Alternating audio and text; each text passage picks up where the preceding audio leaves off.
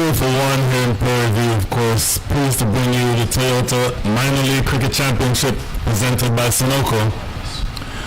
Tremendous tournament, the second year in a row. And bowling coming from the forest end will be the equally experienced and also former Pakistani international Mohammad Ilyas. Mustafa, tell us a little bit about Mohammad. Yeah, Ilyas played a lot of cricket, especially Pakistan Super League. Got injured unfortunately last year, but he's fully recovered and wants to prove a point. He's playing here in the minor league this year, and then he's gonna be drafted hopefully again for PSL. So he's fit and raring to go. And interesting tales of two teams, Dallas and Houston. Last year, if you remember, Brian, Dallas was struggling massively early on. They didn't have the right resources in the combination, and this year they worked a lot on their team. They've got some new faces, experienced Saibzada Farhan, another domestic performer from Pakistan, also played PSL. Hussain Talab played Pakistan, left arm all-rounder, left-handed batsman. They got the explosive middle order batsman who happens to be the brother of just Malhotra, the other Malhotra, and then obviously they've always got other players surrounding this.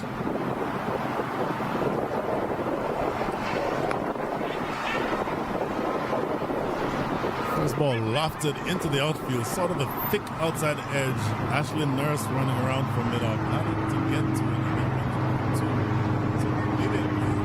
Signs of aggression being shown here by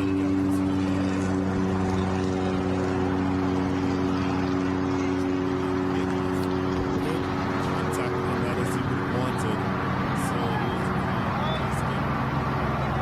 That's what Brian, the power play does to you. Try to rush things in order to score quick early on. They haven't played against Houston on this pitch before, and pitch a lot. So not coming nicely off the ball. That's what Houston needs to capitalize early on in this ball.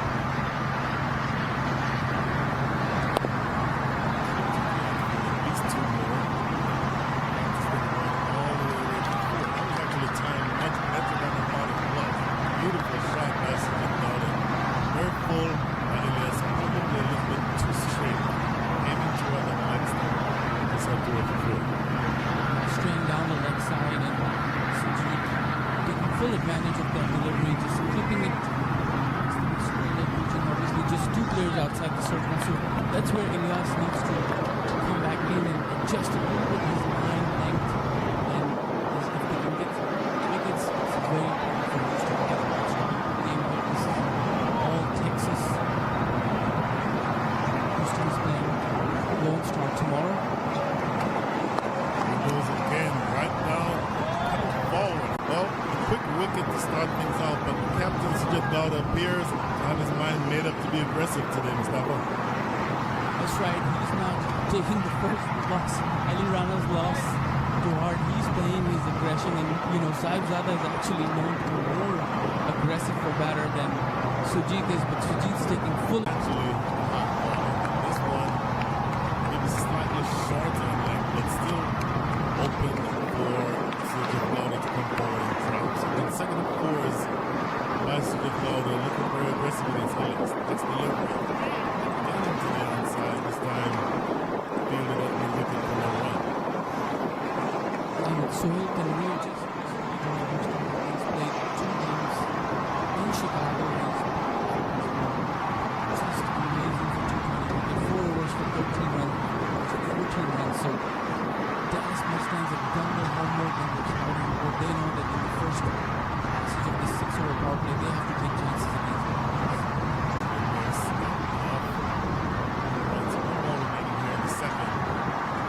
Dallas, again, receiving a bit of a body blow from that first delivery of the innings, but so far have recovered.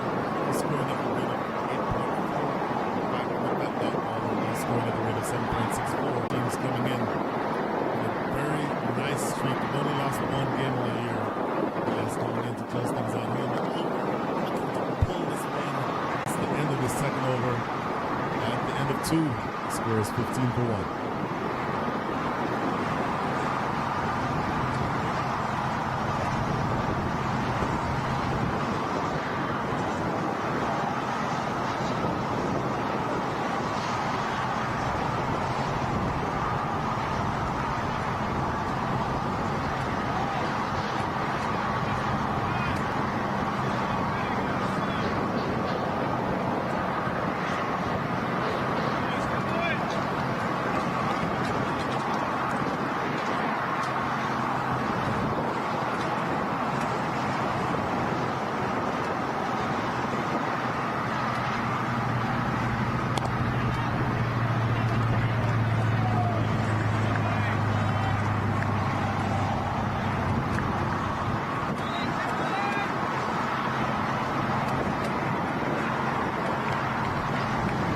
faced 9 deliveries.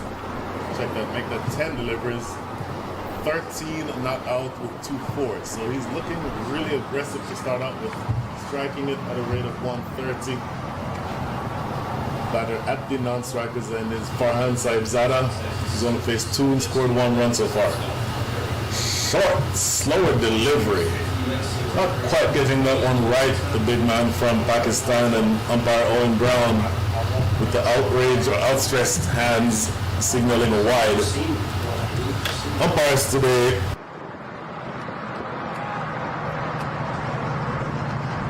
at the highway end from Jamaica and played in the Houston League in addition to Prairie for a very long time.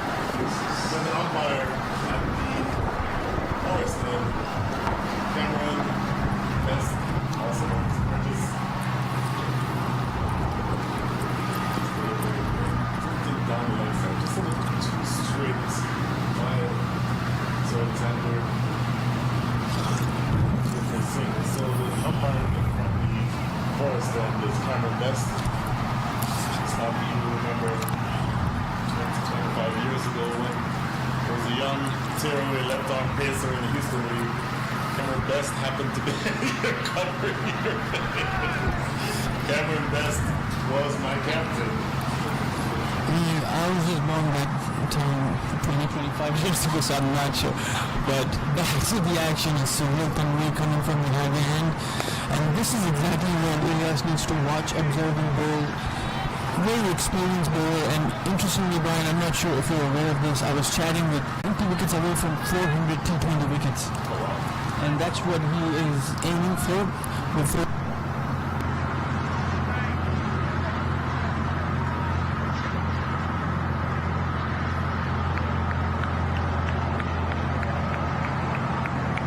Still a very good bowler, and he can bat as well, as you saw in Chicago. Going into the offside, just double back. So big contrast here. Like the miserly sort of time we're operating from the forest end. So it happens, 5 runs and taking 1 wicket, 1.4 overs. And by contrast, the forest end on Ilyas has given them 11 runs and 1 over. So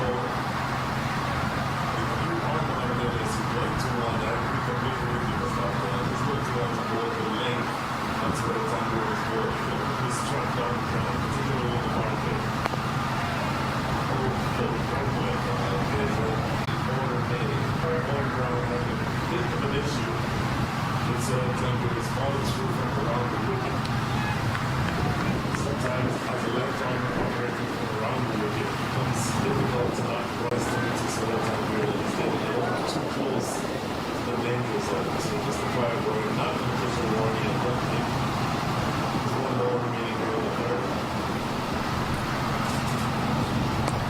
Short and pulled massively over mid-wicket. That is the first 6 of the day. A tremendous run in that delivery. And it sat up and begged for the whacked. Farhan Saibzada completely taking advantage of that delivery. And that shows, and Brian, that shows the class of a very, very experienced and professional batter here. He gave respect to all the good deliveries, and as soon as Surreal Tanveer banged one in short, obviously not very pacey, and he just capitalized, timed it well, all the way towards the player's dugout for a 6. So a very poor delivery by Surreal Tanveer. And this partnership is crucial for Dallas Mustangs, especially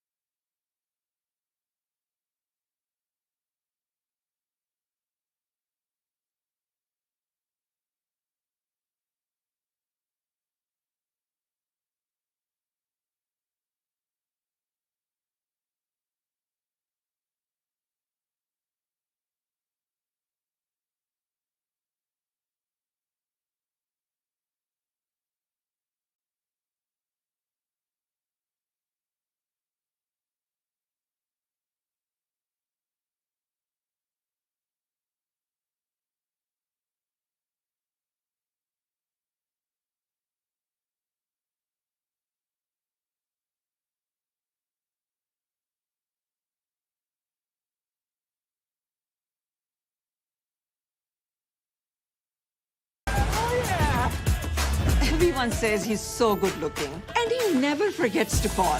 Hi, Mom. Born for your true self. The 2022 Tundra. Toyota. Let's go places.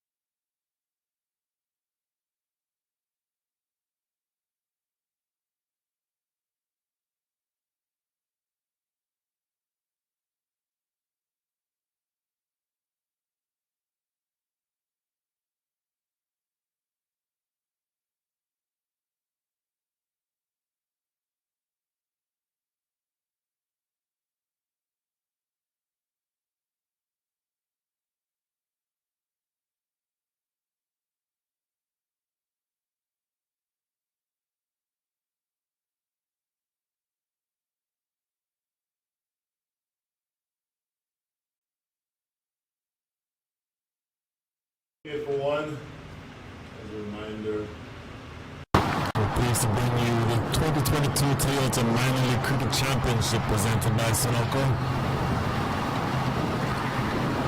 And of course, our tournament official sponsor, Daffy News. Looks like a change that is going to be coming from the Forest End with Ashley Nurse, the man from the island of Barbados. This is not. Barbados, such a small country that you can easily fit it multiple times between here and Houston. Only 20 miles long and 8 miles across at its widest point, 166 square miles, but it has produced tremendous cricketers over the years. Absolutely, no doubt about that. When we talk about cricket, 70s, 80s, 90s, all you can talk about is the West Indies players.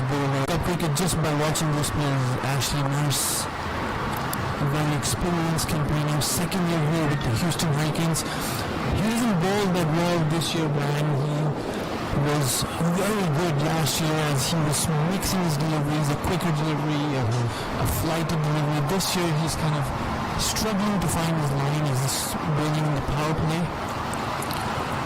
And a very good start by him, and very watchful start by Saib Farhan and Surjit here. He's captaining the side in the absence of Corey Anderson. Good start. You say that he has not bowled well. I hate to disagree with you, and I won't disagree with you outright, but I will say that Ashley Nurse this year has bowled in positions where he's more likely to have runs scored off of him. You're keeping him inside the power play. Obviously, as this ball is clipped behind square, running away down the hill, it may reach the boundary. Sliding attempt. Ooh, we're going to have to take a look at that one. To the naked eye, that looks like it might have gone for 4. In fact, it was wides. And they ran 2, so no runs, but 3, no runs off the bat rather, but 3 total runs.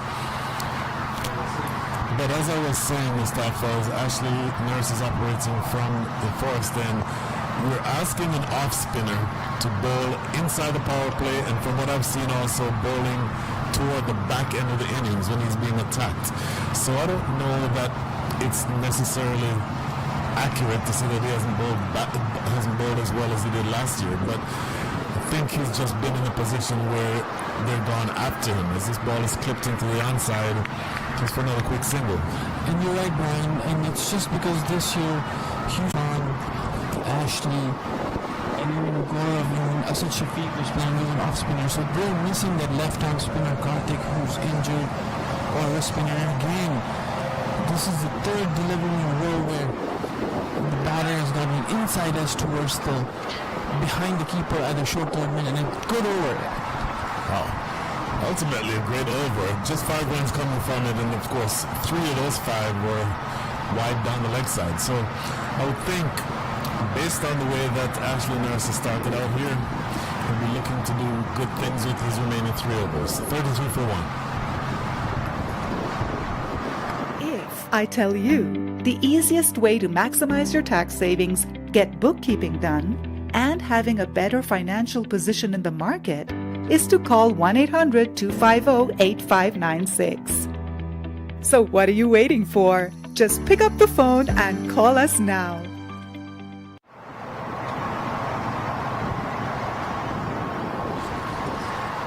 And Twin, as he always bowls his first two in the power play, then he comes back towards the end. And what a revelation and what a find this guy is, this youngster for Houston Hurricanes, Matthew Trump.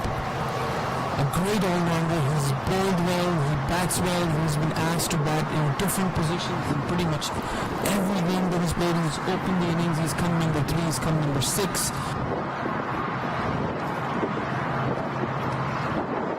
Bowling lineup, Matthew Trump, the 4 overs that he's going to bowl will be very crucial. And look at the responsibility.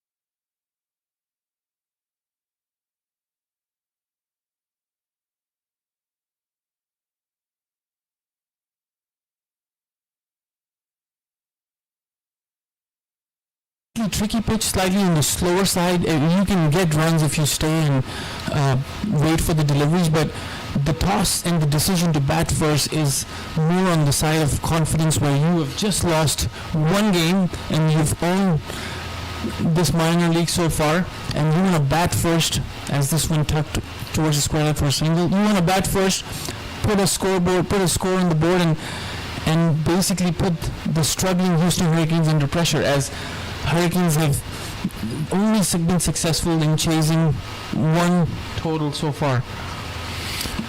I think that's accurate. In looking at the pitch before the game started, it appeared, you mentioned that there's been a fair amount of rain in Houston the last couple of weeks, or the last couple of days rather. It felt just a little soft to me, and it always felt like it was going to be easier to bat second after the pitch has been in the sun for the entire day. But I thought it was an interesting decision to bat first. Oh, in the air just for a short period of time. Didn't quite carry to mid-wicket. So a dot ball to end things. The score is 37 for 1.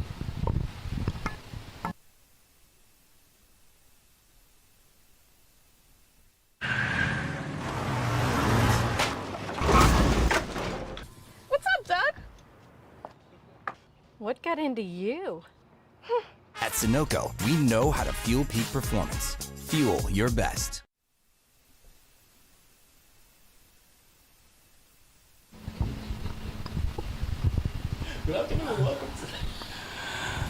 It's 6 overs done. Power play is finished. A very good start, I would say, for Houston Hurricanes, restricting the Dallas Mustangs for just 37 runs for the loss of 1 wicket. And then that first wicket was out on the very first delivery of the inning. Sohail Tanveer getting rid of Ali Rana, caught brilliantly at mid-off by Muhammad Ilyas. And Sahibzada Farhan and the captain Sujit there, as Ashley will continue from the highway end his second over. Ooh, a little bit of confidence there. Skipping down the wicket was Farhan Sahibzada. Very experienced, skilled veteran bowler. So he'll be able to pull the length back if he sees the batter coming down the track. This is Yorker length and a bit of a collision. Results in a single. Ashley Nurse colliding with Sujit Gowda, the non-striker. Didn't look to be very happy with that development, but they still get a single. And Brian, I want to also get your input so far about the Houston Hurricanes mid-season struggles. So far 7 games. What do you think has been the main reason for that, as Ashley will continue from the highway end, and this one is swept straight to the fielder there just for a single? My impression, Mustafa, is that there is certainly some question as to whether or not everyone knows their specific role. And I'll say more after this delivery as Nurse flighted and hit back to Nurse. Of course, it's really difficult to have side conversations when Nurse is bowling because he's so quick through the over. And maybe I'll answer this question after this over. This is lofted in the air down toward us here. Trump running around, 1 bounce to him. And so just a single. Good bowling. Look, Ashley Nurse is now 1 delivery left in his second over, and he's only conceded 8 runs so far. So he's bowling, I think, very well, particularly since he's an off spinner, turning the ball into the right-handed batters. But they've not been able to score freely off of him. And this next ball clipped behind square. In fact, no, it was just behind square without touching either the bat or the pad. So wide signal by umpire Owen Brown. Also remaining. Another one down the leg side. Ashley Nurse stands arms akimbo, but no one to blame but himself there. Very unusual for spinners to bowl consecutive wides, but he's trying to make sure that he doesn't give anything in his arc. And again, good delivery and a good hustle there by Seklan, running after that ball, square leg. And that's the end of a very good over. Despite the 2 wides, a very good over. 2 overs for Ashley for just 9 runs.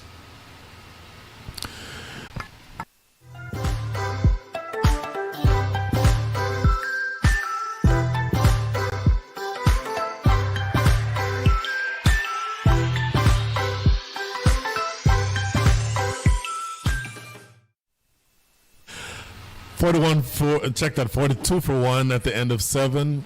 And so, Mustafa, to the question that you asked about the issues with the Hurricanes, it just feels his role is not exactly clear. You've seen where Ashley Nurse typically plays the finisher role, but he's come in as high as 1 down. If I remember correctly, 2 weekends ago, the July 4th weekend, he came in either number 3 or number 4. In a couple of other positions, you've seen batters like Ramiz Raja bat down the order. It just feels, as this ball is defended into the offside, it's going to be a single. Do they come back? No, just a single. So it just feels as though people's roles are not exactly clearly defined. I think you cannot overstate the importance of losing a Kartik Gatipale, one of the best bowlers in the league, and with the advantage being a left-hander of turning the ball away from the right-handed batters. It's a huge piece of your arsenal that you're missing. And finally, as this next ball by Trump is hammered down to deep mid-wicket just for a single.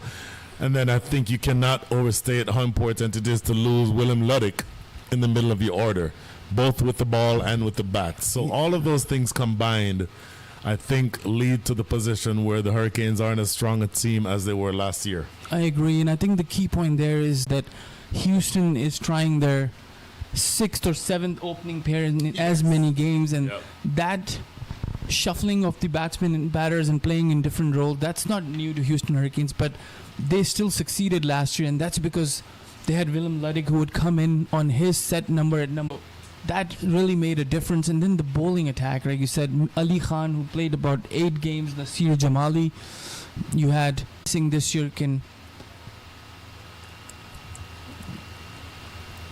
Oh, got to run. Quick single taken. In retrospect, it was a great call by the non-striker who saw the opportunity to run through for the single. That's Saibzada.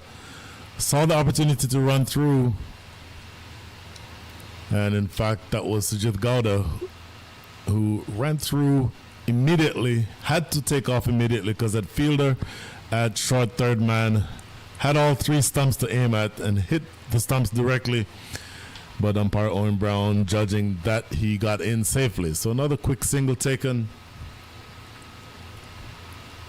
And Trump to continue.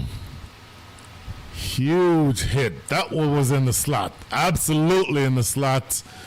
And that's hammered over mid-wicket. What a great shot this is by the captain Sujit. Wow. And Matthew just bowled full, and this is what Sujit was waiting for in his arc. Absolutely in the arc. Matthew Trump is going to want to pull the length back just a little bit. Don't want to allow the batter to be able to get under those deliveries as easily. And just lofted well over mid-wicket. A clean strike. The second 6 of the innings. And the 50 up with that stroke. So now 51 for 1. Trump looking for the adjustment. Almost looking to repeat the dosage there. But Trump, I think, bowled this one better. Slightly shorter in length. And even though Gowda looking to go after him, only succeeding in getting a thick under edge running into mid-wicket for a single. And very unusual for Farhan, 17 of 22 deliveries, and he's known to be the aggressor, as Houston experienced firsthand in Dallas. And he knocked him over. Great delivery. Just a tentative poke. And Saibzada neither coming forward nor going back. And Trump getting that delivery to sneak through the gate and rattle that off stump. So the second wicket goes down. Beautiful piece of bowling. Trump experiences success on the last ball of his second over. And the score is 52 for 2.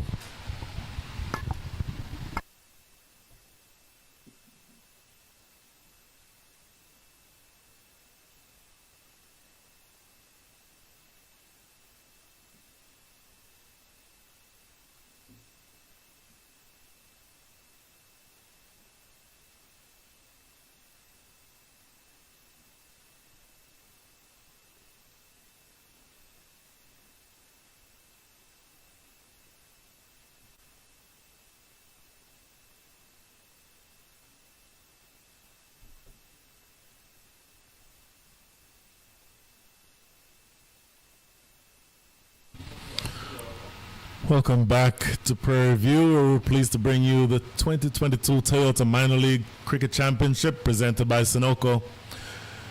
The new batter is Hussein Talat. So what a great piece of bowling there, Brian, by Matthew Trump. As we were just talking about it when he started his first over, he's been the find as you follow for Houston Hurricanes, and he's been a tremendous find for Houston Hurricanes. Both the brothers, him and the wicketkeeper for Dallas Mustangs, Joshua Trump, amazing athletes, and they're just 17 years old. It's unbelievable that the amount of professionalism and the skill that they've displayed so far. As I can talk a lot about Matthew as he plays for Houston Hurricanes. I've seen him bat, and during practices his attitude towards the game and his positive attitude, it's just rubs it off on other team members. And this was a great wicket as Ashley stops after bowling 2 really good overs, and in comes the skipper Usman Rafiq from the highway end. He's been bowling really well, and the very first game in Dallas he actually got all 3 pro players of Dallas out. He got Saibzada Farhan, Hussein Talat and Corey Anderson, all 3. So And this is a pitch that suits him, you know, as opposed to the artificial concrete with AstroTurf. This is where he thrives bowling, and he's going to have to bowl really well.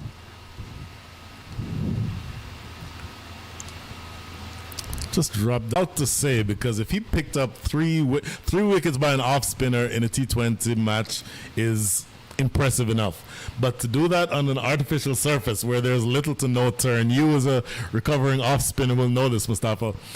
And the key word there is recovery. Recovery process too long, and in the process, the physical recovery didn't keep up. Which is why these days you and I comfortably sit behind a booth, holding a mic, talking cricket as opposed to being out there playing it. That's right. So Usman Rafiq will be bowling now to Hussein Talat. He will prefer bowling, I think, to the left-hander. Immediately switches to going around the wicket. Tossed up delivery, but very, very full, almost Yorker length. And you'll see Hussein Talat, as far as I've seen him play for the Pakistani side and in domestic, he likes to play square. So you'll see a lot of sweeps and reverse sweeps if he manages to stick out there for a few deliveries. He loves to play these shots in good deliveries, spinning. That is angled in, pitching, straightening, beating the outside edge. That's exactly what Usman Rafiq has in mind when he's bowling to the left-hander. And of course, you see a first slip in position for that exact delivery. Boy, look at this. It's a shout, some sort of a half-hearted inquiry by Usman, and not sure what that was. But again, comprehensively beaten. So he's getting some spin, some serious turn and bounce as well. And a good sign for... Reverse sweep. You called for it, Mustafa. Immediately breaking it out is Hussein Talat. Gets off the mark with a real happy for some reason. And that's what I was just talking about. He will play these shots, as you know, a lot of these players in T20 cricket, they've kind of started improvising a whole lot in terms of playing switch hits in reverse. Sure. And that's this next delivery, the last delivery of the over. And what a great over this was. Excellent over by the captain. Just 2 runs coming from it. At the end of 9, the score is 54 for 2. वक्त आ गया है Lakshmi basmati rice को घर लाने का। Lakshmi extra long basmati rice. इसका हर दाना हो इतना लंबा, पकते हुए महके और प्लेट पे क्या खूब खिले।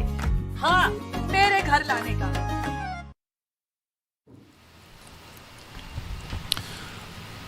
54 for 2. Feedback that you'd like to leave us, just drop us a note on Twitter.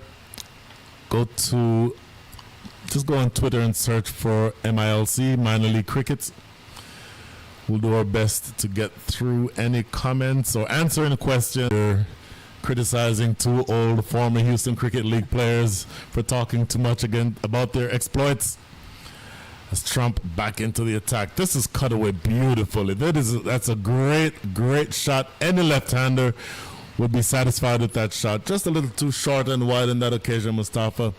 Cut away very nicely for... I mean, he took the wicket, but with Hussein Talat, as you witnessed in the previous over, struggling with spin against the off-spin, maybe another over by Ashley could have gotten him a wicket. And they also have another off-spinner, which they haven't tried yet at all this season, is Gaurav Bajaj. He's bowls regularly.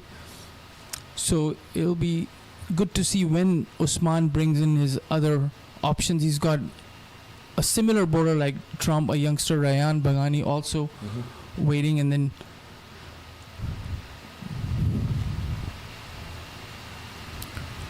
Trump again dropping the batter that time. And you know, if I'm putting myself in the mind of a Trump and seeing exactly how Hussein Talat is playing him, he's intentionally trying to play everything on the offside.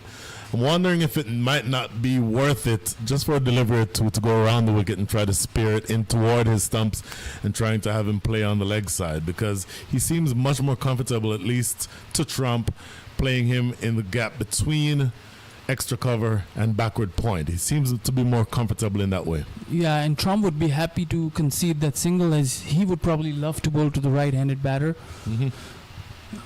as he comes in from the forest end to the captain, and he comes down the track and unfortunate. Absolutely unfortunate. Boy, I think you can credit the 4 runs to the ground on that occasion, because it appeared that the fielder down there, long on had that covered, but it sort of hit a divot of some sort and cut back across that fielder, reaching back, not able to get to it, and it runs away for 4. So 4 more to the total, 6-3, as the ball for the first time goes into the forest area behind the side screen. And that was Ilyas, the fielder, and he tried to run too fast, and also, like you said, ball spun from hitting that one spot and then dodged him for that 4, and you saw Sujit coming down the track, so that's interesting as they want to accelerate the run rate.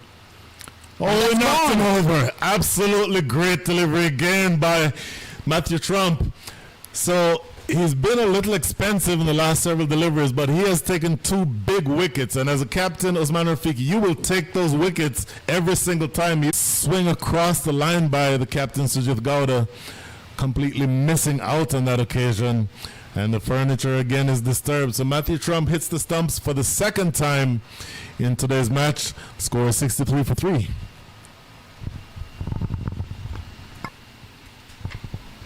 That's good delivery and second wicket for Matthew Trump. Saibzada Farhan cleaned him up in the previous crossover square, misses it and hits the stump, and that's what I would credit the wicketkeeper Saklen Heather. When you stand up to a medium pace bowler, it doesn't leave a lot of room for the batter to come down the track, and that's what he did. He stayed in his crease this time and tried to hit him cross, misses it and gets out, and that brings another hard-hitting batsman. This will be interesting. Sahib Malhotra. Well, if the last name Malhotra sounds familiar, it's because his brother, the well-known Jaskaran Malhotra, another hard hitter himself, who's currently away on tour with the U.S. national team. Malhotra, a tremendous hitter of the cricket ball. And it will be interesting to see what Trump's approach is to him. And defended just right in front of the stumps. 1 ball remaining here before the halfway stage of the innings. And so far, Brian, I've seen the spinners, Ashley and Usman, both getting a lot of turn. And Dallas Mustangs sitting in the dugout might be liking this, as they've got some quality spinners in different varieties. They've got Sahib Malhotra, leg spinner, Nosh, left arm spinner, Adnan Haroon, right arm spinner. Last delivery just defended into the onside again, and Matthew Trump skips across. A successful over by Trump. 9 wickets, or 9 runs scored from that over rather, but a very important wicket knocking over the captain Sujit Gowda. So we're halfway through this innings. At the end of 10, the score is 63-3.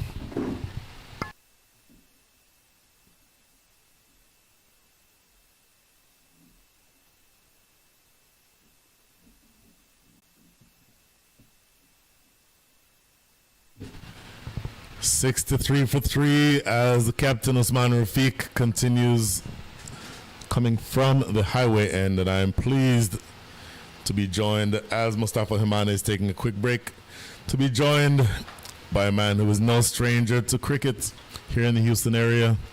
Good afternoon, Munir Majid. Good afternoon, Brian, and good afternoon to all our listeners. The usual salutations to all of you as Usman comes in. Nicely worked to the onside, and they scamper through for a single. Brian, what do you make of these first few overs up to the halfway mark into this innings? Even Stevens? Even Stevens. I think that Houston will rue 1 or 2 expensive overs, but they will absolutely love the fact that they've taken 3 wickets. I think the pressure is definitely going to be on Houston and Usman Rafiq, because they've not batted very well this year. And if you think, as Usman Rafiq again continues, appeal, thinking about it, and Owen Brown raises the finger. Another wicket goes down. That is a huge, huge wicket. That is the dangerous Sahib Malhotra, who we just talked about. Tremendous hitter of the cricket ball, but he's going wrapping that inside or the front pad, not getting very far forward. And from my perspective here, Munir, that appears to be pretty adjacent. It looked like it, and this is definitely retribution for Houston Hurricanes, because backtracking to the first day of the season, Sahib introduced himself onto the minor league scene with a blistering knock, 15 deliveries, 48, Brian, if I remember correctly. Houston were sitting pretty, scoring 200 plus in that game, and in walked Sahib Malhotra and just devastated the whole bowling lineup. So this is a huge wicket, because as we were discussing, it seemed to be pretty even-steven at this stage of the game, but the last probably 9 to 10 overs were going to be huge, and Dallas were looking to capitalize on huge wicket. And when Usman came on to bowl in his first over, we noticed he was getting quite a lot of break from the pitch. It might have to do with the heat. We have had temperatures in the range of 100 plus. We have hit 3 figures from 9 a.m. in the morning. It's been that hot here in Houston. So it was interesting to see he got... It's very interesting. And something also that I find interesting is that Nush Kenjige has gotten a promotion. 64 for 4, the left arm orthodox spinner, and a right-handed batter. He's been working on his batting. That's the word around the circuit. As Usman comes in nicely onto the front foot, cuts out the spin. Usman is really flighting the ball. He's not afraid to toss it up. Clear game plan there. He's inviting them to come after him. Played, obviously, for a very long time. A very experienced cricketer, so he would have been in situations like this all the time. So you can do worse than having Anush Kenji get the wicket. But I think the passage of play in the last couple of overs certainly has been in the direction of the Houston Hurricanes, Munir. Most definitely, as Usman comes in again. Another one tossed up to the batsman. I don't think he got a lot of turn on that. And Usman, although he comes across as a very orthodox off spinner, he's got a lot of variations. He's got a good spinner where he tosses the ball up. He's got a shooter. He calls it a shooter, where he really fires the ball in really fast and along the pad. By Nosh, as the fielder from Cow Corner comes in. They're coming back for a second. Wow, that is very that's close. going to be tight. Let's see what the call is. No, the umpire says he's back in. Umpire Cameron Best says he got there. I did not think that there was any chance for 2 runs at all on that occasion, but give them credit. In the end, they hustled and went for it in a very close decision, but in the end, it goes in Dallas's favor. 2 runs to close out the 11th. At the end of 11, the score is 66 for 4.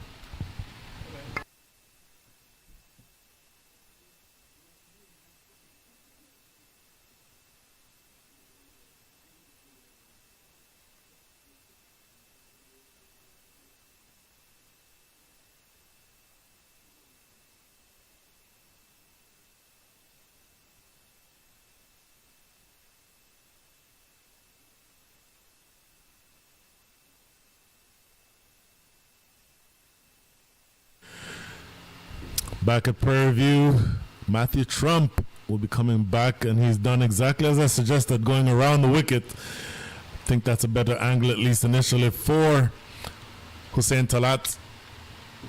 And a single to start things here in the 12th. So Trump so far has bowled 3 overs, make that now 3.1 overs. He's conceded 24 runs, so slightly on the expensive side, but he's taken 2 big wickets. And I think just seeing this youngster be able to bowl over was in the power play. I think it speaks to the type of talent that this young man has. This ball just helped into the onside. Do they come back for 2? No. Nash Kenjig is a very quick runner between the wickets, but even he, I don't think, would have made it back in time. So just another single.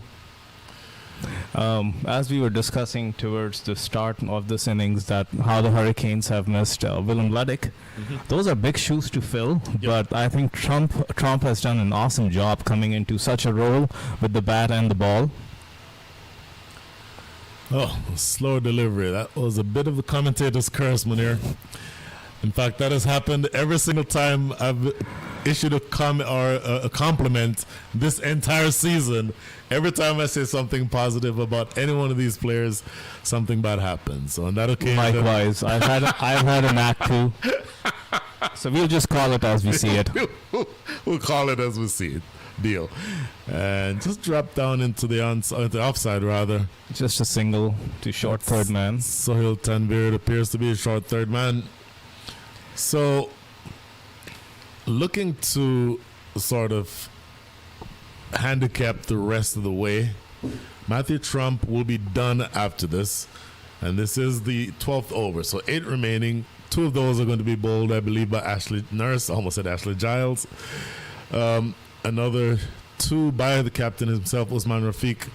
So it'll be interesting to see where those remaining overs are made up. As this ball is punched into the outfield, square of the wicket. Good strong throw back to the keeper's end for just a single. The good thing I'm seeing is the 3 singles they've taken this over, they haven't been content on the first run. They've always tried to push for the second, so there's definitely a clear intent to get on with. I agree with you, and I say more after this delivery as Trump with a full delivery punched into the outfield for another single. So just for the youngsters who are watching, it is almost always a good idea to run the first run hard. And sometimes that second one will present, you do that. And it's just that aggressive approach with the bat that can assist. You can score quickly, not just by hitting 4s and 6s, but being aggressive running between the wickets. That makes sense from a cricketing standpoint. That's always something that any youngsters or any old guys who are looking to improve their crickets can learn. Especially in the context of T20 cricket, how invaluable each run tends to be. No question. So the last delivery of Trump's spell is defended into the onside. Do they come back for 2? Yes, they do. The throw comes in to close out the 12th. Matthew Trump's 4 overs go for 31 runs. Takes 2 big wickets, so good returns for him. At the end of the over, the score is 74 for 4. If I tell you the easiest way to maximize your tax savings, get bookkeeping done, and having a better financial position in the market is to call 1-800-250-8596. So what are you waiting for? Just pick up the phone and call us now.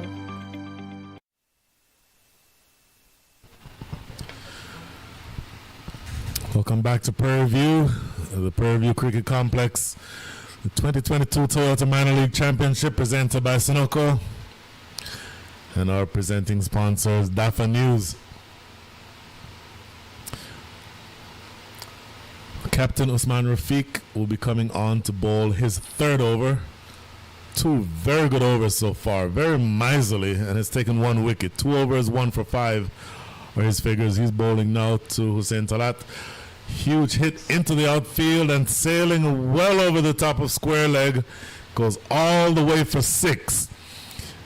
Now That it's was interesting, dispatched. and I'm going to ask your thoughts on this, Mustafa, because today they're playing on the westernmost field, the field that is close, or pitch rather, the pitch that is closest toward the west of the field on the square. So that pitch means, playing on that pitch means that a hit into the onside for a left-hander is the shorter of the 2 sides to hit on.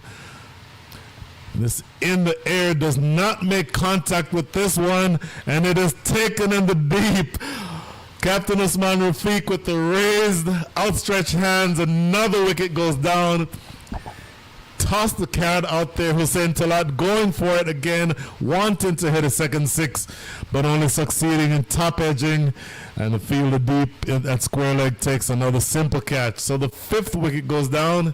Score 74 for 5.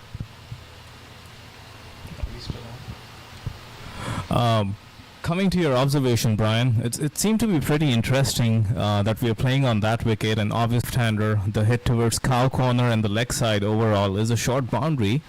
But Usman Rafiq, did he intentionally play into the batsman's lap there? The first ball, of course, went for a 6, but we said that he's getting a lot of drift in the air, it seemed, and he's getting grip. So what he was trying there was to get into top edge, and that's exactly what happened. So smart thinking by Usman. He's always been a thinking captain. We have liked what he brings to the table overall as a package with an all-round performance. He's given that in and out every single game for the Hurricanes, and he's picked up a huge wicket this time around. I think it's not just because I was looking at that before the game started. I sort of mentally measured the distance from the 30-yard circle to the boundary. Yeah. To me, it looked like it was about maybe 25 to 30 yards. So that hit is no more than 60 yards, which means it's a relatively small boundary and relatively easy to clear with the strength of some of these younger players and, of course, the bats that these modern players use. So it took a lot of courage to toss that carrot out there to ask the lefty to hit on that side of the field, the shorter side, but it actually worked. And here comes Usman again. He'll have to bowl that one again. So it takes a big heart also to be an orthodox spinner. No mystery element to him. Just a big heart and just backs himself. A full toss this time is just gently pushed to long on as the fielder comes in. Ilyas at long on. And they scamper through for a single. New batter is Ali Sheikh. Ali Sheikh, a U21 player, scoring now 81 for 5. Boy, when he chose to bat first as Dallas, you would not have been expecting to be in the 13th over, having lost half of your side.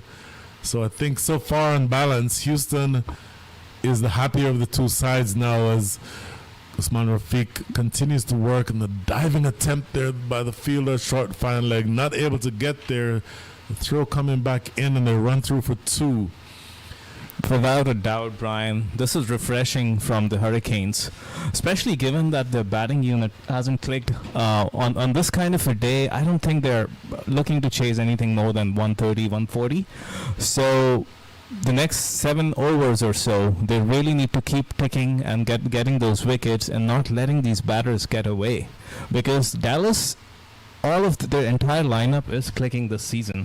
One after the other, players have given decent performances, as this is beautifully bowled by Usman. Again, not afraid to flight the ball, getting the ball to turn, and a good take by Saklan. Great bowling by Usman Rafiq. Just 2 for 14 so far, with just 1 ball remaining here in the 13th over, his third. Again, that's beautifully bowled. Beating him outside the line of off stump. What a great, the big wicket. So at the end of 13, the score is 83 for 5. 1, 2, 3.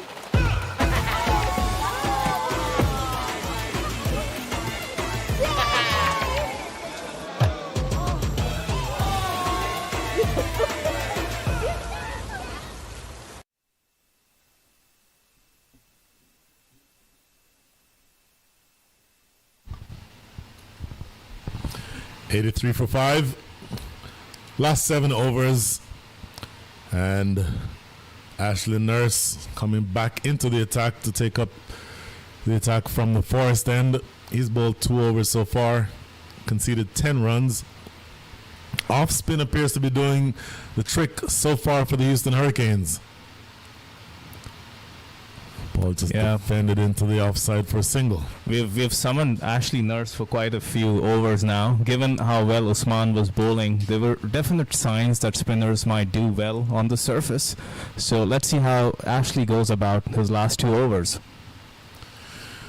Just punch into the outfield rather for a single. Ali Sheikh off the mark.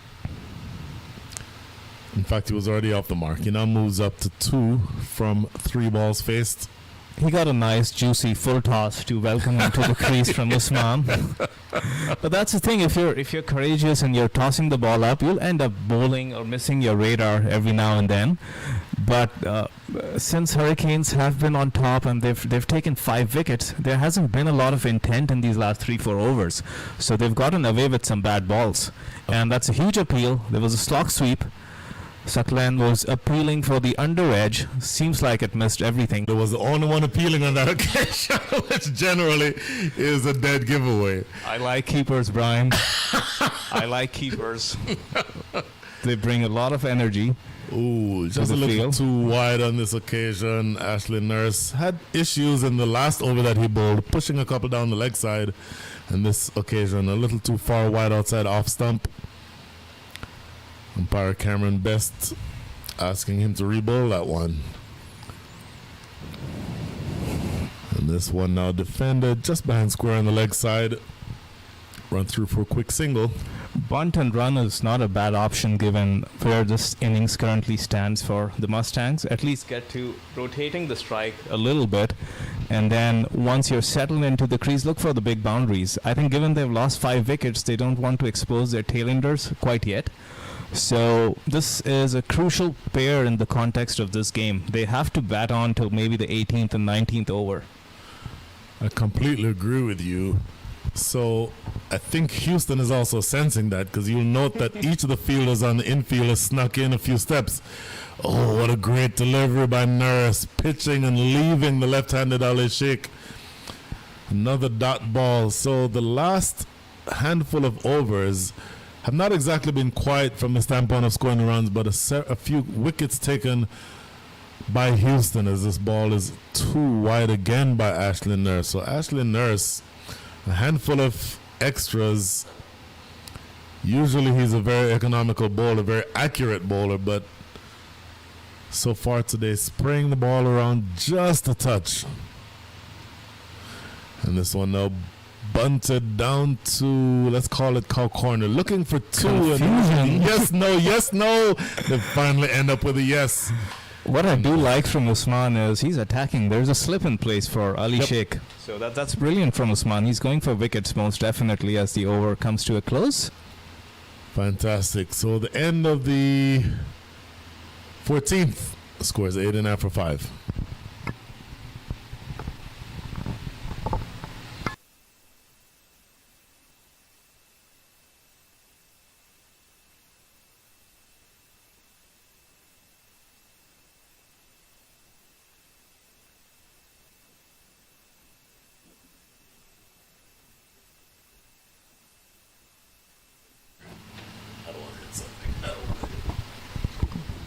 So back live, and Usman Rafiq continues from the 290 highway end.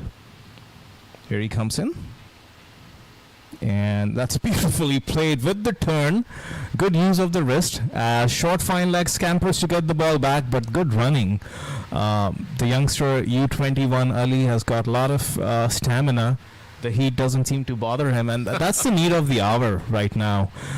Some of the batters have perished trying that they just need to stabilize the innings a little here.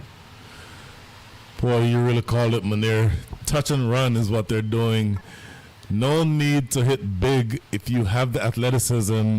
Ali, of course, is the youngster, and then Nush Kenjige, well known for a really long time as one of the fittest members of USA cricket, but very fit, very athletic, quick between the wickets. And you expect that these two will be able to do exactly that, as this ball is just knocked into the offside. No run taken. But the score now 92 for 5. Munir, I think at some point they're going to want to accelerate, meaning trying to hit big, but I think you're also accurate in that you don't want to do that too early if you're these two. And the more sensible way of looking to accumulate runs is to just get as many quick singles and doubles as you can, and maybe launch towards the end of the over, or towards the end of the innings rather. Pretty true, Brian. And Ali is a youngster, but he's very miserly, and he's got somebody like Nosh Kenjige, who's a very senior player in the USA national setup. So I think they're reading the game pretty well. Oftentimes, as that's cut away, in fact, driven off the back foot to long off as Ilyas comes in and keeps it down to 1. Coming back, I think it's really important to also keep reading the game along the way. And maybe at the toss, they might have set a target of 170, 180. But there's nothing wrong in re-gauging where you stand and maybe start looking at 130, 140, because the quality of spinner Mustangs have got, they're no less when it comes to the likes of Usman or Ashley Nurse. You're absolutely right. So last delivery, thick outside edge, direct hit, And a little bit of excitement, but at the end of it, it ends up being a dot ball. So great spell by the captain. Osman Rafiq comes to end. 4 overs, 2 for 19 for him, leading from the front. Tremendous spell by the captain. At the end of 15 rather. The score is 94 for 5. My son, he's so soft-spoken. Oh, yeah. Everyone says he's so good-looking, and he never forgets to call. Hi, Mom. Born for your true self. The 2022 Tundra. Toyota. Let's go places.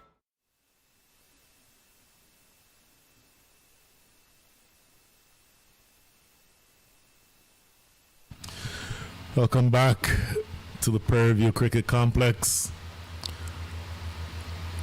Ashley Nurse with the ball in his hand, about to bowl his final over. His figures so far: 3 overs, none for 16. He and Osman Rafiq have been the spin component of the Hurricanes' attack. Looking to hike this one away, and really gets a thick top edge over the top of the keeper, and they'll get 2. That's well bowled by Ashley Nurse. Looking to attack on this occasion was Nosh Kenjige. Of course, somebody who bowls excellent spin himself, so he'd be familiar with the deliveries coming at him. Quite a worldwide bat swing from Nosh. Ashley Nurse, as miserly as he has been in his entire spell, doesn't have a wicket yet. He's bowled well enough to deserve a couple of wickets, but Osman, I think, has reaped the rewards of good tight bowling from the other end by Ashley. Oh, cheeky looking, kind of a late cut, not really getting very far away. In looking at the ground before this match started, Munir, it appeared that the grass was a little bit thicker than it ordinarily is. So maybe those late cuts don't run across the ground as quickly as they ordinarily would. And it's been a severe season just for outfields in particular. We've had drought conditions. It's been that bad. We've not had any rains in this season. And the staff at Prairie View Cricket Complex, as this is, again, just trying to bunt and run. That's been the order of business for this pair. It's been hard work for the groundmen, just trying to keep everything nice, lush and green. And still, this looks like a beautiful outfield. I agree that they haven't probably cut it to the level they usually do, but still a reasonably quick outfield. Very full delivery again, driven down the ground. Just another single. So Nurse, with I believe now only 1 ball remaining in his spell, also has returned excellent figures. Thus far, 3.5 overs, none for 20. I agree, he's not taken any wickets, but he's been very miserly. I think has certainly pulled things back here for the Hurricanes. Reverse sweep, as I say that, over the top of the man at short third man, running away for 4. So his figures spoiled a little bit at the end there. Ashley Nurse conceding a boundary to end his spell. 16. The score is 102 for 5.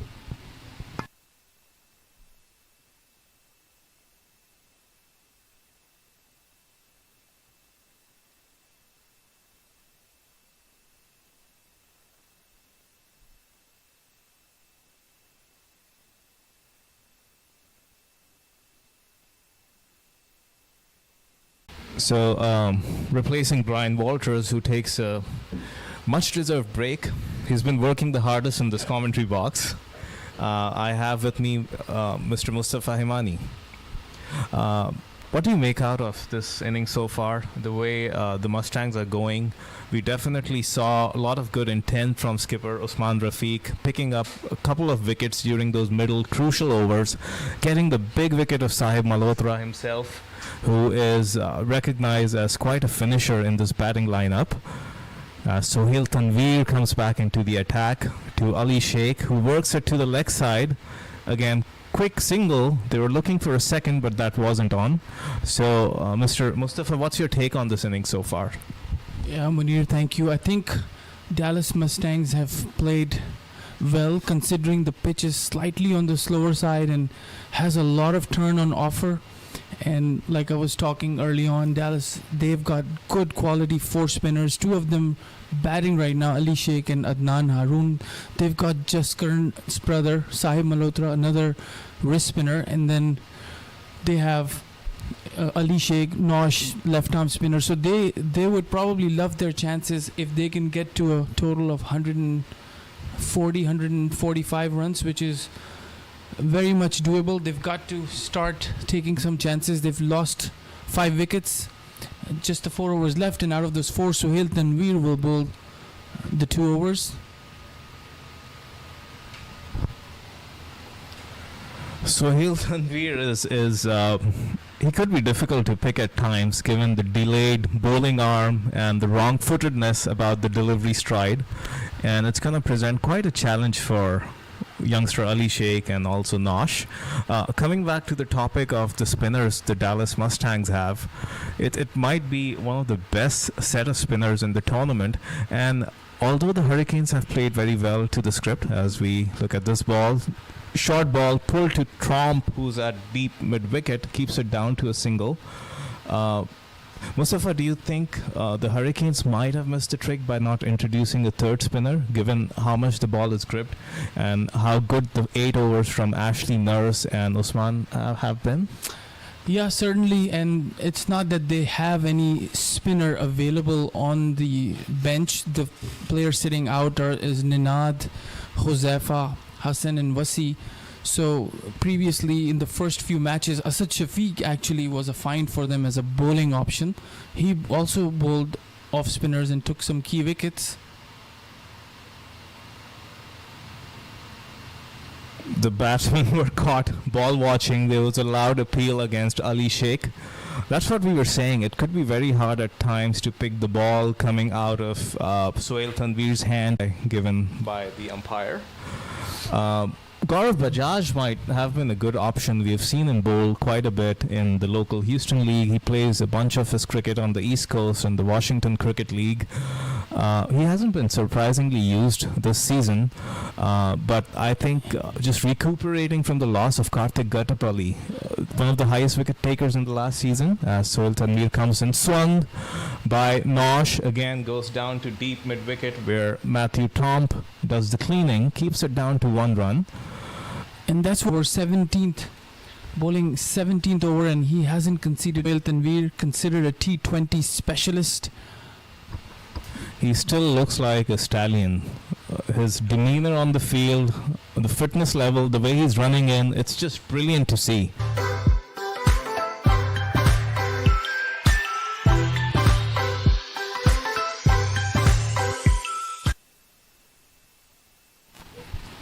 Or 17 from Ilyas from the forest end, and 1 more over by Sohail Tanveer. As it's like we talked about how Sohail Tanveer's bowls back of a leg, their chances as Ilyas coming in from the forest end. Seems anything that's bowled into the pitch seems to set up or slows down. Ali was early into the shot and just manages to get a bottom edge, no run there. It's quite a good death over setup with Sohail Tanveer and Ilyas. They've been pretty much steady in the last couple of games. Of course, the likes of Ali Khan is he cannot replace a bowler of that stature, and we just found out he's injured for the rest of this season, so he won't be showing up for the Hurricanes. As again, it sets up into the pitch. It's pulled down to long on, just a single. Ali goes to the other end to bring Nosh on strike. And that's very smart bowling here by Ilyas. He's taking full advantage of the pitch being on the slower side. He's also trying to work on his slower delivery in the practices, and he's using the pitch and not bowling anything full. Something in the arc to hit for maximum, but right now Ilyas bowling really good, not giving anything away in the first 2 deliveries. I wonder when Nosh is bringing the scoop.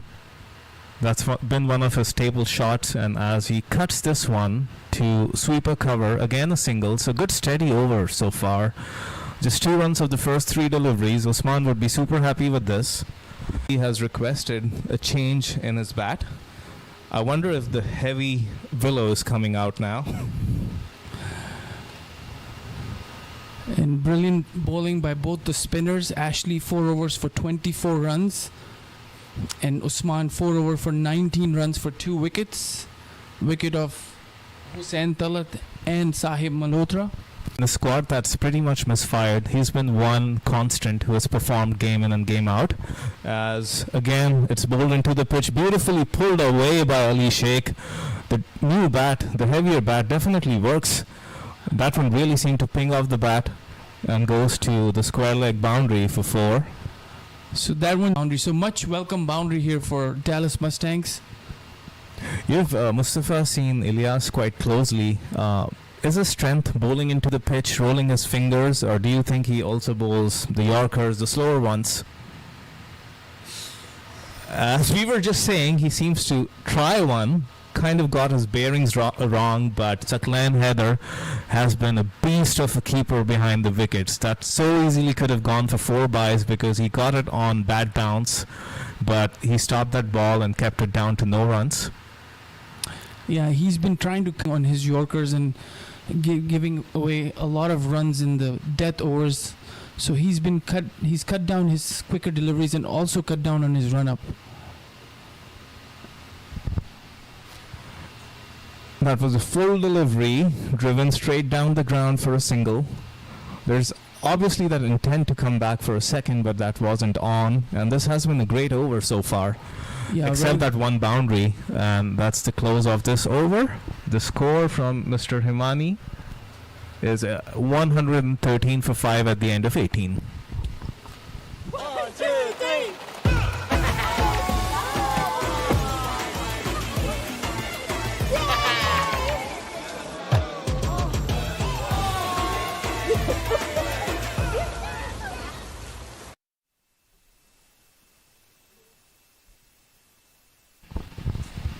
Sohail Tanveer coming from the highway end for his last over.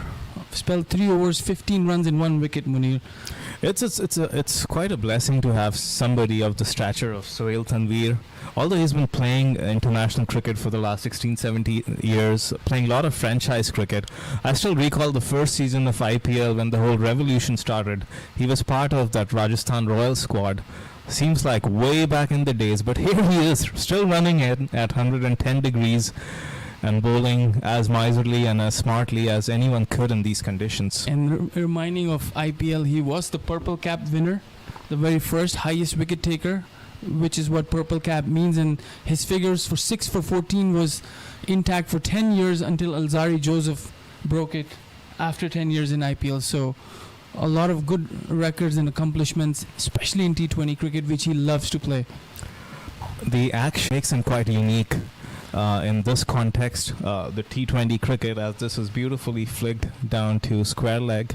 You know, what a luxury for a captain Usman Rafiq to have a bowler of Sohail Tanveer's stature, that you only have to plan for 16 overs. As you know, these 4 overs by Sohail Tanveer will go for minimum 16 to 20 runs. So far he's done that.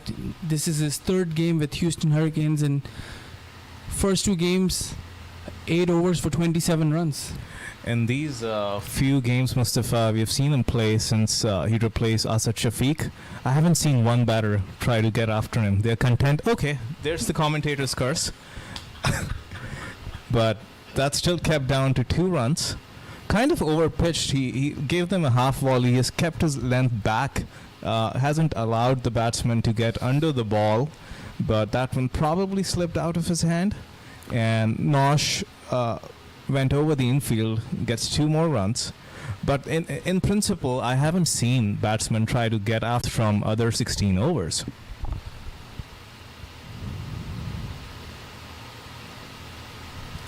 Again, a foolish delivery. In the arc, Nosh swings again, and it goes to Tromp. That's a brilliant hit from the boundary. Matthew Tromp with a strong arm, but the umpire says that they made his ground. What a find he has been, Munir, Matthew Tromp, for Houston Hurricanes. He can bowl, he can field, and he can bat. And the complete package, 17-year-old Matthew Trump. Up close, he looks like a teenager. He literally looks like a teenager. He's just 17 years old, but he's up there with the likes of some of the best talents in this league this year. His stats say so. He's been amongst the wickets. He has been scoring consistent runs. I think it's interesting. The first couple of games, the Hurricanes probably were not even rating him as a batsman. He was slotted to come in at number 9 or 10. And then he played that innings of 43 of 25 odd balls, a good 50 partnership with Usman. And in the next game, he was batting at second down, if I'm correct. And then he's opened the innings in one game too. So he's batted at every number. He's probably not sure where he will be asked to bat, but that's gone. Sohail Tanvir, but we were saying that he's practiced a lot of those scoop shots and the reverse scoops.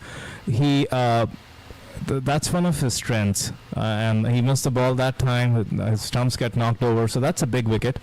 As Nosh comes out, he has played a good innings of 27 from 26 balls. He capitalized on some good bowling, but he has kept the scoreboard ticking. So that's a great knock by Nosh Kenjige.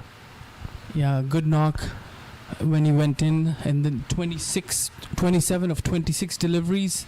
Cleaned up by Sohail Tanvir, and new man in is Adnan Haroon. Adnan Haroon is also a handy cricketer. He in fact opens the innings in some local Houston Cricket League games, bowls very good leg spin. He's almost in the mold of players which the Mustangs have gone for this year. They could bowl, they could bat. A lot of their players can do. Adnan Haroon is one of those. With about 8 deliveries remaining in the innings, though, they need him to dispatch a few balls to the boundary. That's the need of the hour right now, as the score is 119 for 6. Mustafa Usman would be pretty happy with this. I believe so. 119 for 6 with almost 19 overs done, 18.5 overs. Osman will be pleased with this effort, and he will have to have a big chat with his batters before going into bat. Their batting has been their Achilles heel so far. Haven't been clicking. Bunted, and they're trying to come back for a second. Ali Sheikh is almost halfway down the wicket. We think so. A second was on. But as the over comes to a close, the Mustangs are 120 for 6. And after this over, we'll be having Mr. Brian Walters back in the comm box. If I tell you the easiest way to maximize your tax savings, get bookkeeping done, and having a better financial position in the market is to call 1-800-250-8596. So what are you waiting for? Just pick up the phone and call us now.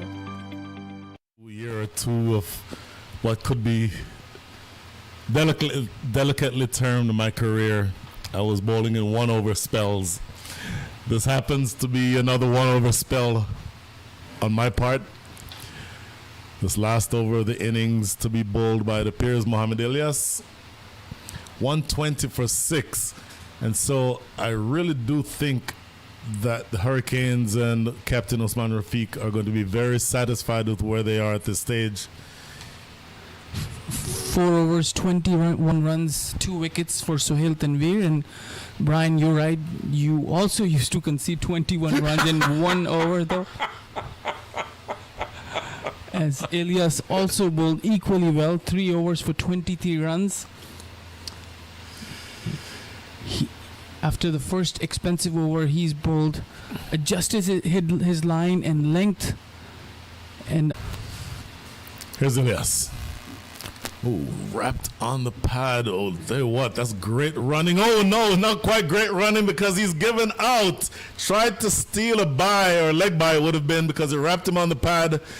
Immediately taking off as a non-striker, looking to get on strike. Umpire Owen Brown at square leg, taking a good hard look and then raising that finger. So another wicket goes down. And then Haroon is the batter who was looking to get off of strike to get Ali Sheikh back on strike. And it appears that Ali Sheikh is one who's going to have to take the long walk back to the pavilion. Scores now 120 for 7. And it's a good sign for Houston Hurricanes. Ali Sheikh, who was playing well, gets out, run out, first delivery. Was an ill-advised run, and as the new batsman walking in is the brother of, I believe, Matthew, Joshua Trump, wicketkeeper for Dallas Mustangs. So 5 deliveries to go, and it's not easy for any new batter to come and face the likes of Ilyas. Try to rotate the strike immediately and bring Adnan Haroon. Well, the disadvantage, Mustafa, is that both batters who are at the crease are brand new. And so, with only 5 balls remaining, you would have hoped, if you were the Dallas Mustangs, that one of the top order would have still been around, who would have been at the wicket for a while, to be able to hit big towards the end of the innings. At this stage, no one has been there long enough, and so if you're Houston, you're really, really happy to the way things are.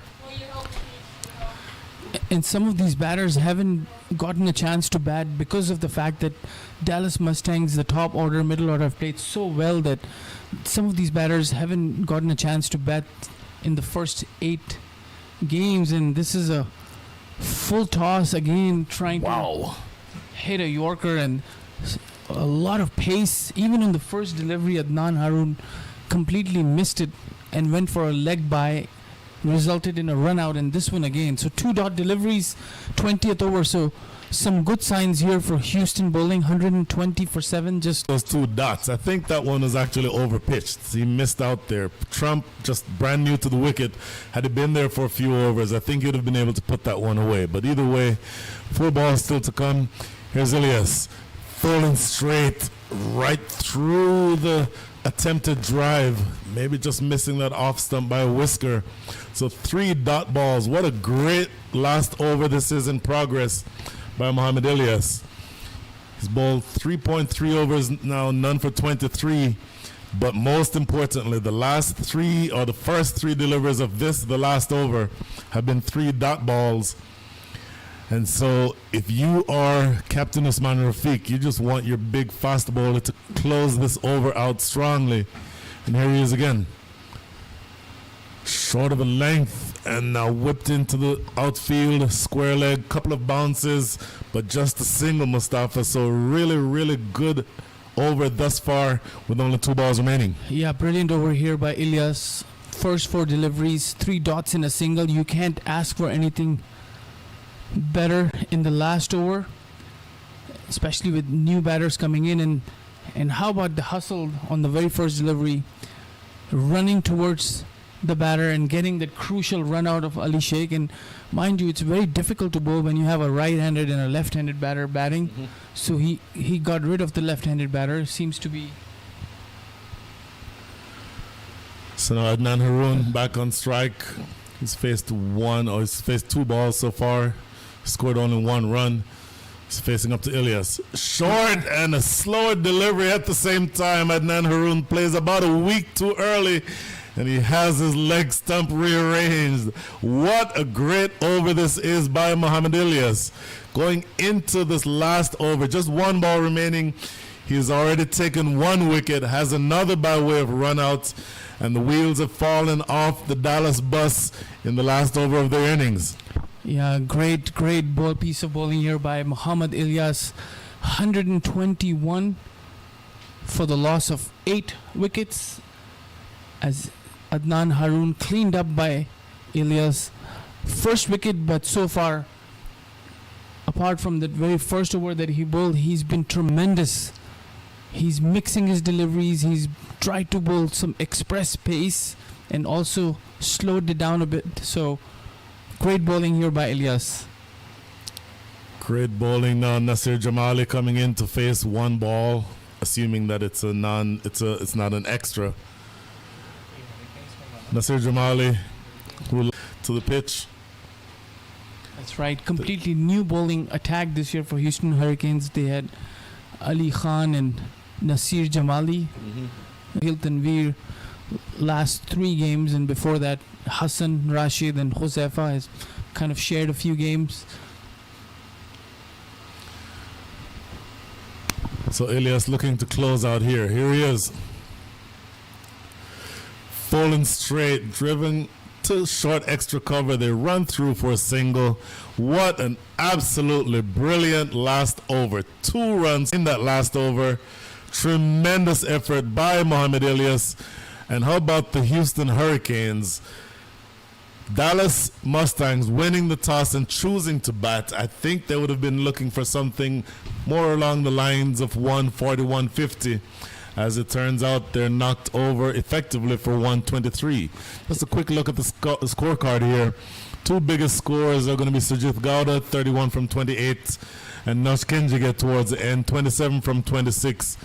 But the brilliant bowling effort from the Houston Hurricanes, led by the 2 spinners, Usman Rafiq, 2 for 19, and Ashley Nurse, even though he didn't take in wickets, none from 24, and then ably supported those 2 by Sohail Tanvir, 2 for 21, and Matthew Trump himself, 4 overs, 2 for 31. So 122 runs is the score by the Dallas Mustangs.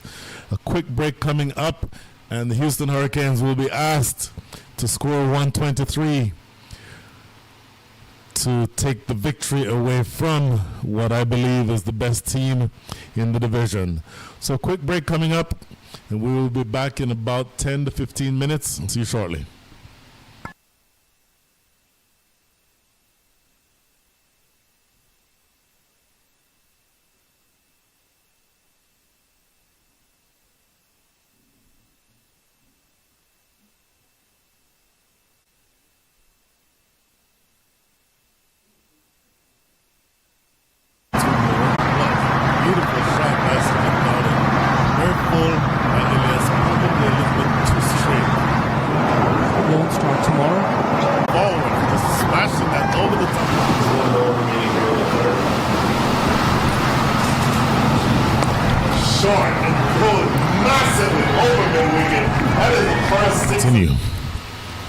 Huge hit. That one was in the slot. Absolutely in the slot.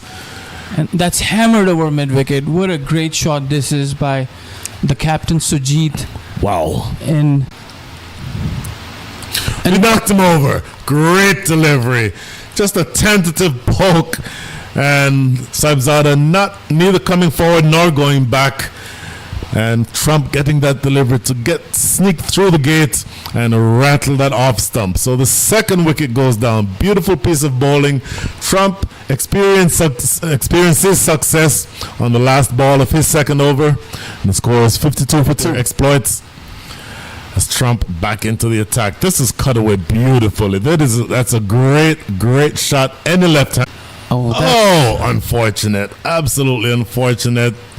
Boy, coming down the track. So that's interesting as they want to accelerate the run rate. Oh, he knocked him over. Absolutely great delivery. And if you think, as Usman Rafiq again continues, appeal. Thinking about it, and the air does not make contact with this one, and it is taken in the deep. Captain is deep, as I say that, over the top of the man. In a squad that's pretty much misfired, he's been one constant who has performed game in and game out.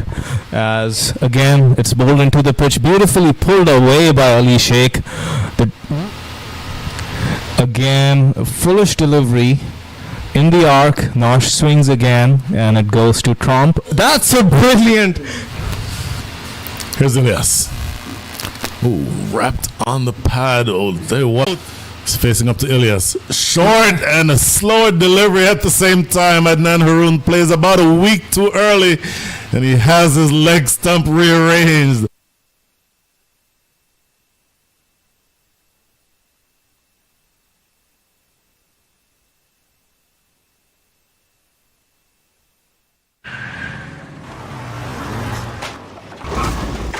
Sir, I need one hand on the roof, one hand on the pump.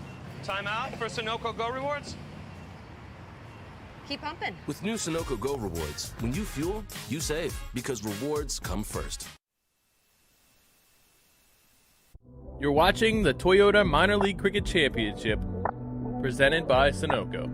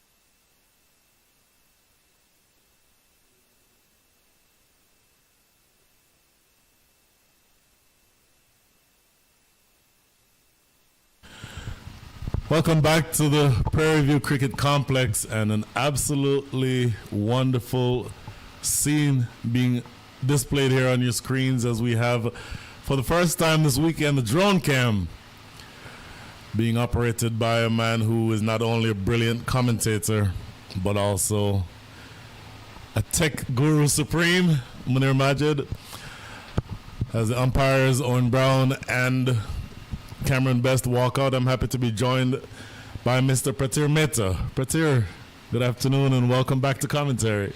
Good afternoon. I can just say this is a very brief stint. I'm not fully back to commentating. You say that now. You and I both know that I love when you can commentate, but I guess if you have the ability to actually play in the minor leagues, that should probably be your priority. But really good to have you. In fact, before we even get started, I want to ask you, as we see here, the view from the northern end of the ground looking towards the highway. But I do want to ask you, Prairie, what's been your experience so far playing in the minor leagues this year? Even the highest standard of age group cricket to minor leagues is very different because you have all these international stars coming in, which really I can't get words out of my mouth. You are allowed, since you are, after all, these days a professional cricketer. But I can tell you, and by the way, for those of you who, or those people who don't know who you are, everybody know exactly what your experience with cricket is so far. Also, my name is Prairie Mehta, as if he said. I'm 16 years old. I currently play for the Chicago Tigers minor league team. And I've been playing cricket since I was about 4 or 5 years old. Really just loved the game ever since and just enjoy playing it and doing anything regarding the game. I just love it. As we see here, the view on your screens from the highway end looking northward, you see the sign in the bottom right-hand corner, Prairie View Cricket Complex. And of course, right now, and just to the bottom right-hand corner there, you'll see just a really short idea of where we're sitting.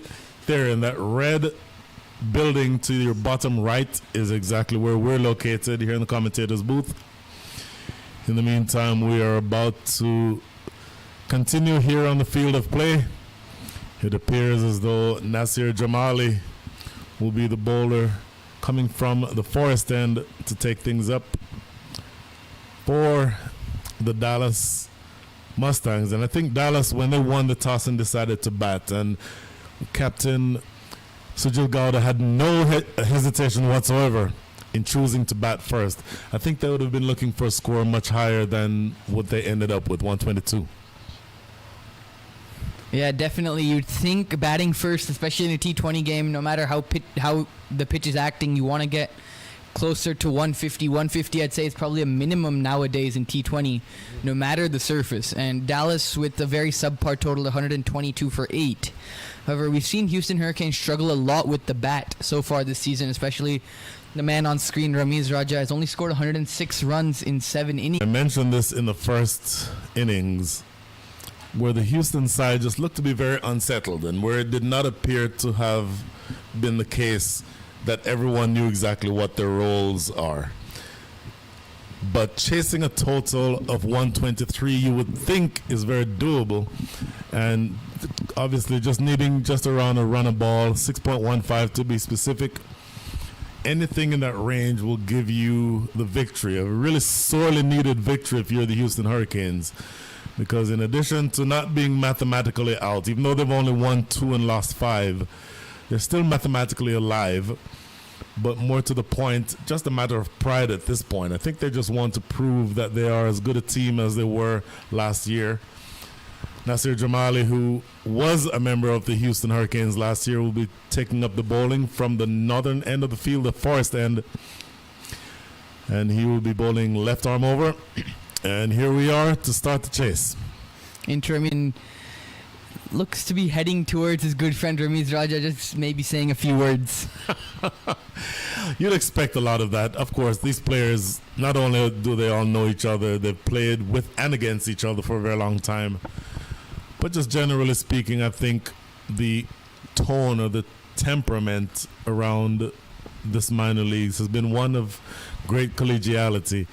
And so you don't expect for there to be much animosity. Every once in a while you'll expect for there to maybe be some hot blood, but for the most part, I think that's not going to be the case.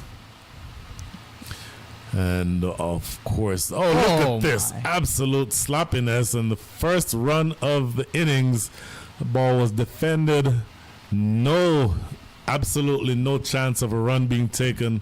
But that fielder at mid-wicket, instead of throwing the ball back to the keeper or at the stumps, threw it directly between them both, ends up down the third man. So the first single of the day for the Houston team.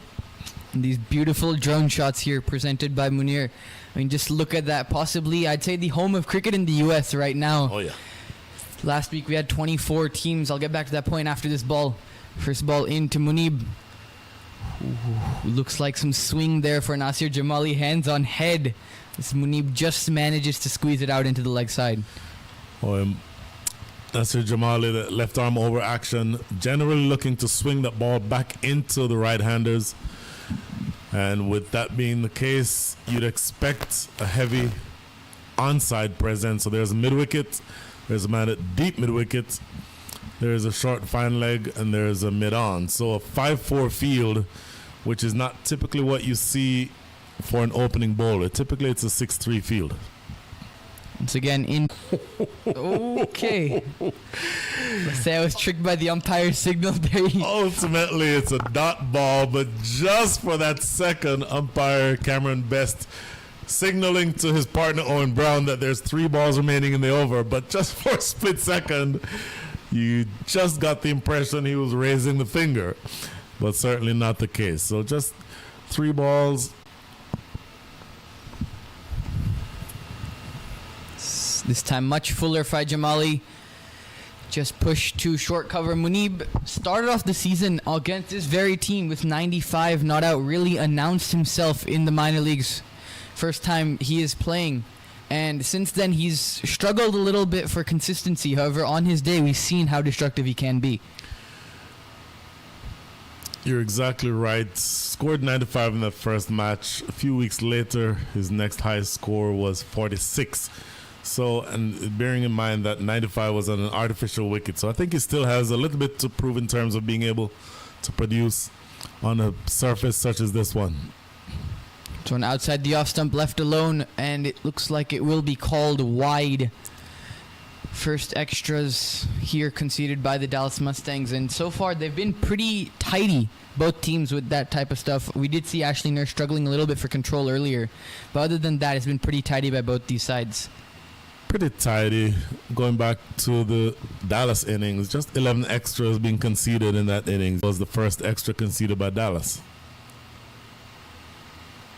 Oh, tossed up, almost like an orthodox spinner with that delivery. Just defended into the offside for no run. So a relatively sedate start here for Houston.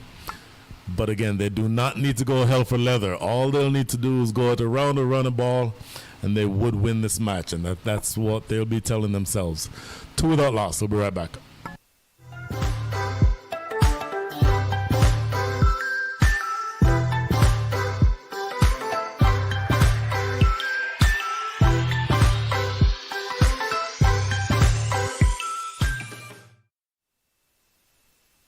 Fantastic scenes again. This is Munir Majid working his magic with the drone cam. Again, the view from the highway end. Beautiful and generally the best feel, I think, here at the Prairie View Cricket Complex. In the meantime, taking up the attack from the highway end is the great Bert Cockley. Into Ramiz Raja. Never mind. Looks like there's something that seems to be bothering Ramiz Raja at the moment. Not quite sure what it is. Looks like possibly a towel that Bert Cockley may have had, or some sort of white object on him, which Ramiz didn't want him to have.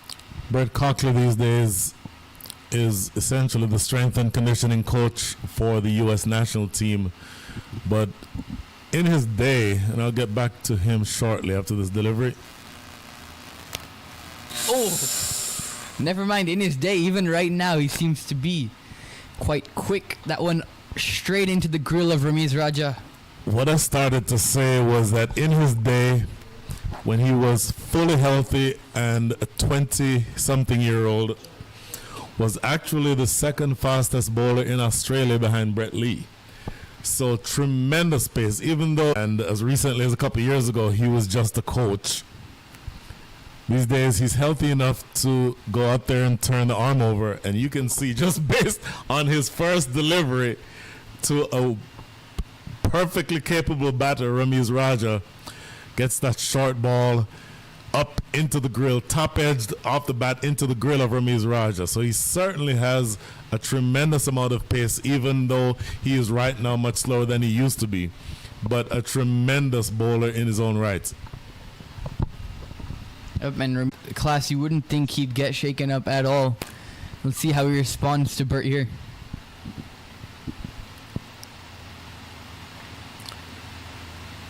Very full. Cockley sort of over pitching, looking for the Yorker, but ended up just bowling a low full toss, and it is punched through the offside for 4. This is the perfect reply. If you are Ramiz Raja, you'd think, get hit on the head, next ball you want to show the bowler what you're made of, and while that probably wasn't Bert Cockley's best delivery, still deserved to be it still needed to be put away, and that is exactly what his best. And his history is that he tends to bowl fuller early in his spell, and then he turns up the short stuff later on in the spell. Another foolish delivery and driven thick outside edge, really trickling down to short third man for a single. So I would expect in this innings here, Prairie, that Cockley will be bowling slightly up and warmed up. Having said that, his very first delivery was a short ball aimed at the grill of Ramiz Raja. That might have been related, in fact, to the fact that Ramiz Raja asked him to remove the towel. That might have had something to do with it. It's time into Munib. First ball is on a length, played down to backward point. No run there. It looks like Nosh Kenjige, who's very, very good in that region, possibly one of the best fielders in the USA side. Worked a lot on his fielding in the last 2 years, and that's really helped him secure a spot in that ODI team of the USA. Absolutely. And so now as we go through this chase, it's sort of an interesting chase. They don't need to go hell for leather, but they also don't want to be tied down. So the current run rate is 4.2. They need to be scoring at 6.3 from here to win. Oh, brilliant looking drive, but not really placing it well, just straight to that man in the covers. So last ball coming up here in the second over. Cockley so far from his 5 deliveries has conceded 5 runs. So if you're Dallas, what you're wanting to make sure is that you don't allow either of these opening batters, Munib Chowdhury or Ramiz Raja, to get off. And Cockley, I think, is more than capable of doing that. And so far, Munib has looked much more comfortable against Bert than he has against Jamali. And that one short, and for some reason, Munib is taking a foot. Okay, then. Not exactly sure what the fielder at mid-wicket was doing there. That was, that appeared to be Sahib Malhotra. Very easily would have fielded that ball, and had he not thrown it, it would have yielded nothing. It would have been a dot ball. As it is, he gives away an unnecessary single. So that is the end of the second over. At the end of 2, scores 8 without loss. वक्त आ गया है Lakshmi basmati rice को घर लाने का। Lakshmi extra long basmati rice, इसका हर दाना हो इतना लंबा, पकते हुए महके और प्लेट पे क्या खूब खिले। हाँ, मेरे घर लाने का। As a reminder, we're pleased to bring you the 2022 Toyota Minor League Cricket Championship. Our official sponsor of the tournament is DAFA News. And such a pleasure to have these big names lending their credence and their resources to us to bring these wonderful matches to you. Nasir Jamali continuing the attack from the forest side, and at the moment I do feel the Houston Hurricanes are trying to figure out possibly the pace of the pitch. I mean, we saw it was a little bit on the slower side in the first innings, and at the moment Munib 1 off 8 deliveries, probably something he would need to catch up on his scoring rate.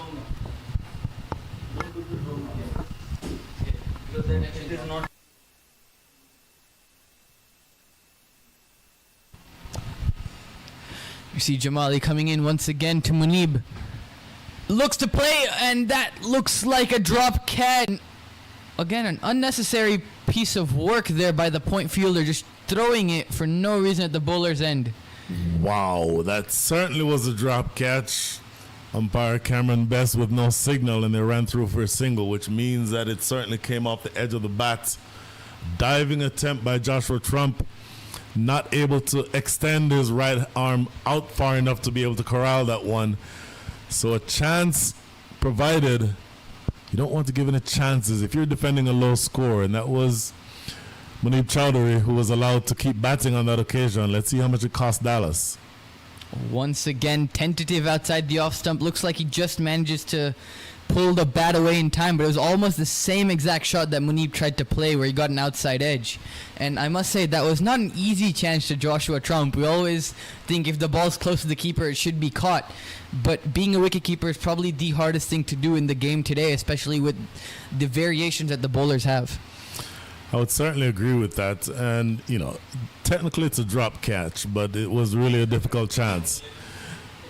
Third delivery of the over, just riding the bounce. Really give Ramiz Raja credit. He sort of rode the bounce on that one, kept it down, and ran it down to third man. So the Houston Hurricanes get into double figures. They will absolutely take this. What they need more than anything else is just a start, and they just want to be able to make this opening pair, to make good progress toward chasing down the total. If this opening pair can get through the power play overs, I think that they'll be very happy and satisfied with the way things are. Because remember, this Houston, so you have Ashley Nurse, Matthew Trump, and Captain Usman Rafiq coming in down the order. If this top order can stem the tide, then you'd really have to like Houston's chances, as this ball is outside the off stump and left alone by Munib Chowdhury. Just one ball remaining here in the third. The score is 10 without loss. And Brian, interesting. I have to ask you, how much will Saqlain Haider come into this game, as we have three frontline spinners, I do believe, in for the Dallas Mustangs. We'll come back to that after this ball. Into Munib, flicked away, and it's running away past Burt Cockley at short, fine leg. Much needed boundary there. Nasir Jamali just straying in line down the leg side. Neatly flicked by Munib, and maybe this will jumpstart his scoring. Absolutely. So flicked away for first boundary of the innings. At the end of 3, the score is 14 without loss.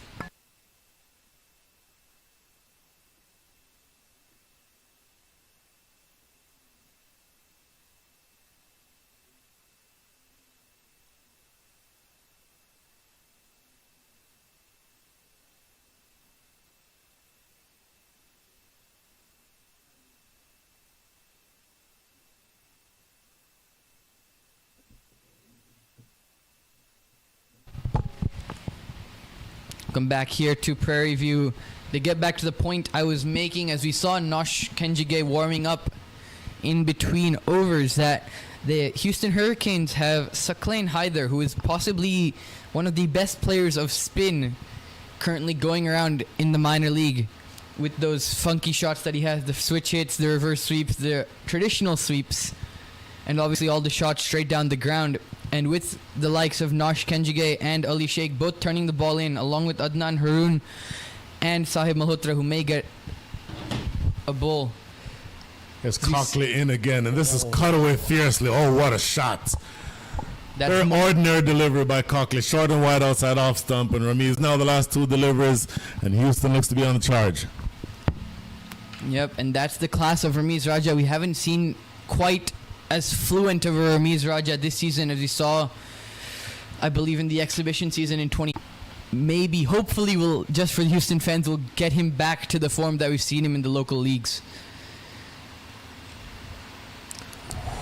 Just as expected, a much better delivery from Bert Cockley. A lot straighter and a little fuller. Just guided into that mid-wicket area for a single. But if you're Houston and you're wanting to make sure that, number one, you put something. Number two, try to convince yourself that even though there's miles to go for you to get anywhere close to those top two spots in the division, that you have to tell yourself that this is an opportunity to take a game away from what I think is the best team in the division. This time into Munib. Appeal for leg before. Looks like it was just down leg and too high as well. And good comeback here by Bert Cockley. The first ball was very ordinary at best. The next two balls have been much, much better on the stumps. I would agree with you. Now, Cockley, again, a tremendous ball in his own right. You get the sense that these two batters, knowing that they have they don't have a very steep hill to climb. So if they just respect the good balls and put away the bad balls, that's really all it's called for at this point.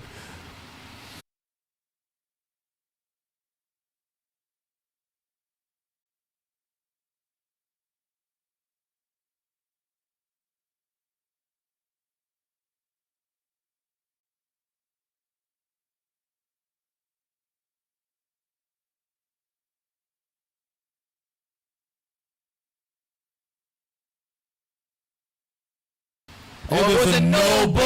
Oh my goodness. I was wondering why there was no celebration.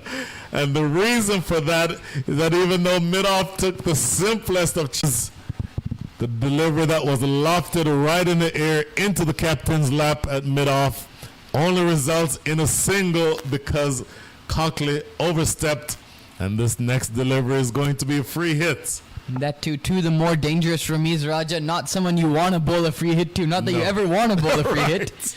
But you definitely...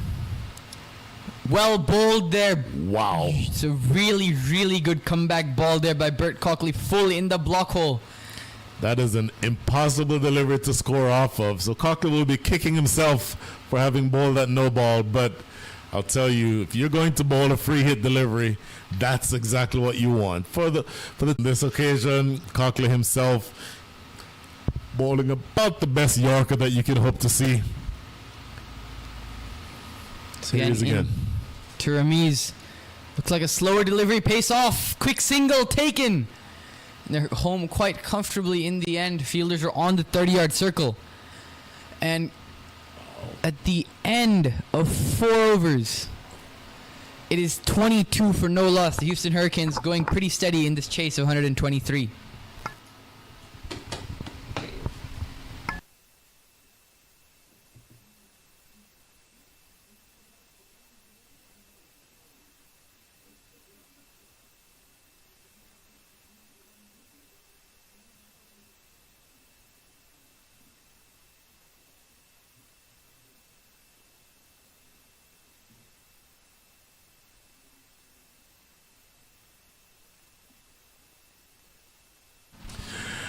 Welcome back to the Prairie View Cricket Complex. Toyota, our presenting sponsor, official sponsor rather, is Dafa News. Change in bowling from the forest end at a seamer.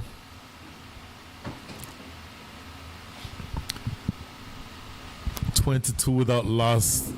Prairie View, Houston, you're very pleased with the way that this chase has started.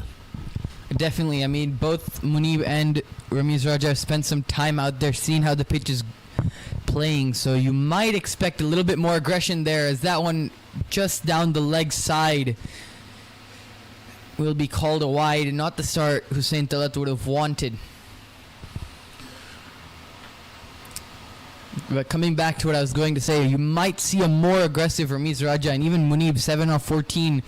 You may expect them to really try and up the scoring run rate at least a little bit these last 2 overs of the power play, only 2 people outside the inner ring.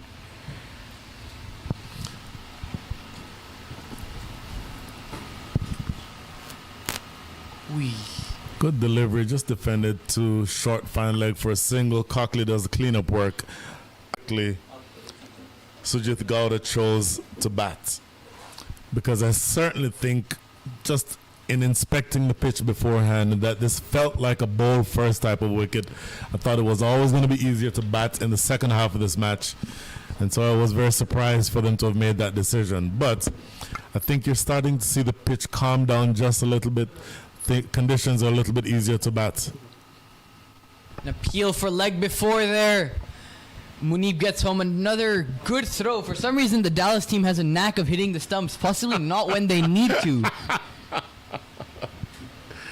Comfortably home there, Munib. And if I come back to a point I was trying to make earlier, we see the likes of Saqlain Haider. Do you think the Houston Hurricanes would promote him maybe to a number 3 position if 2 spinners are operating, considering he's probably their best player of spin in the lineup? That's an interesting question. I'll answer it after this ball. Defended. Ooh, no, not going to take a single there. It's an interesting call. The start that this opening pair has provided, with no wickets having fallen, even though we're into the 5th over here. The fact that this first over, this first passage of play has gone as well that it does, as it has opened up a few options for Usman Rafiq. So that very well could be an option. The other thing is, if this pair stays there much longer, then you're getting into the section of the innings where it would not matter if you promoted an Ashley Nurse or even if the captain promoted himself, because the key to this chase, I think, is just riding out this first 5 or 6 overs. That one again defended by Ramiz Raja. Both these batsmen have been very cautious in their approach. Many runs. Ramiz not having the best season either. And so I think right now they're just trying to bide some time that they do have. The run rate only hovering around 6. So if they can play, let's say, maybe 5, 6, 7 overs, they would feel much, much more confident to maybe look and open up and attack the bowling. Bearing in mind you're only chasing another 98 runs. You're currently scoring at the rate of 5.56. Required rate is 6.3. So you're right in the chase if you're Houston. You just need to make sure that you're continuing to move things along. Underhanded throw, that would have been very close. A direct hit would have been interesting. Umpire Owen Brown would have had a decision to make. Luckily for Houston, that does not become something that they're concerned with. So quick sing the 5th over. Must say, not the best looking dive there by Munib Chaudhry. Looks like he has in fact broken his pads. Wow. Not something you want as a batter in any form of the game, especially not in T20 when you have probably a set of pads that really suits you, which you really like. And looks like they're going to need to run out a new set, so we will have a minor interruption. Just a break in the action. And while we have the break in the action, just a reminder that you can follow us along on our social media channels on either YouTube, Facebook, or Twitter. Just go to each of those apps on your phone and search Minor League Cricket.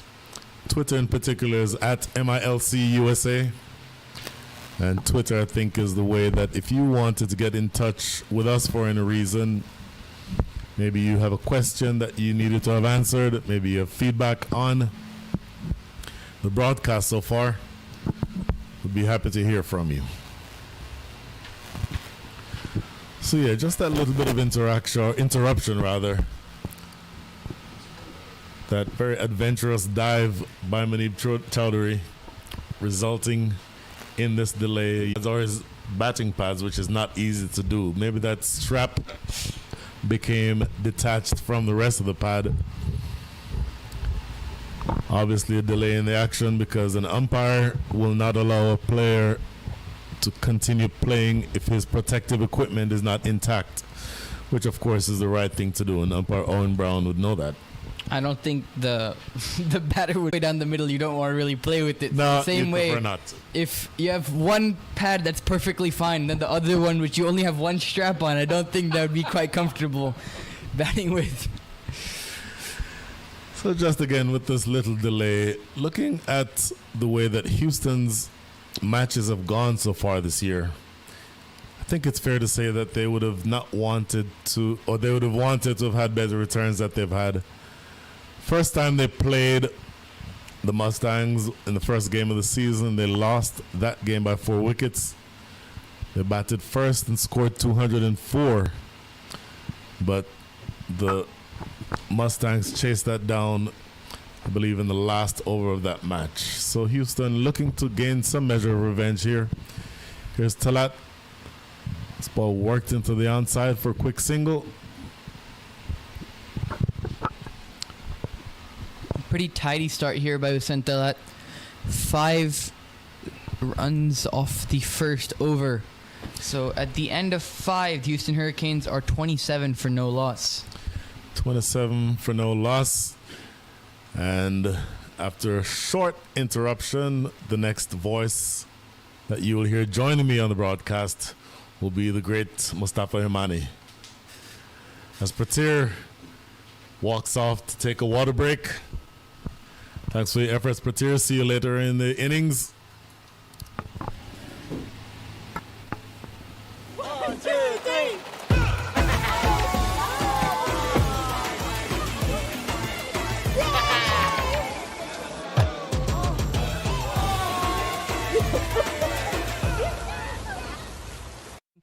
Starting with the most experienced left-arm spinner from the highway end, Nosh. Like we talked about early, Brian, the pitch is assisting the spinners. A lot of turn, especially from the highway end, where Usman Rafiq got a lot of turn and bite when he was beating Hussein Talat. They've got Ali Sheikh, another left-arm youngster spinner.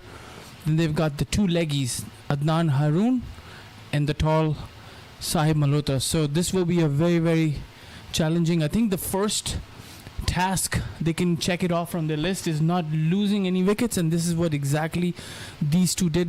Luxury of chasing a small target on a tricky pitch. They want to conserve wickets and then go after. And 122 chasing, 27 without loss. Here comes in. Oh my, right away Nosh Kenjige causing a little bit of trouble. That genuinely was a thick outside edge. And Mustafa, you nailed it. You're chasing a relatively low total. My first question. It's a good question. And that's Nosh is a very experienced bowler, and he usually sets his own field, and it's probably his thinking that he needs to bowl a few arm balls and again try to tuck it for a single. Not responded well by Munib at the non-striker end. A good opening combination here with the most experienced Ramiz Raja Jr. He has a couple of very good knocks. The first one against the same opponents in Dallas, scored a brilliant 97.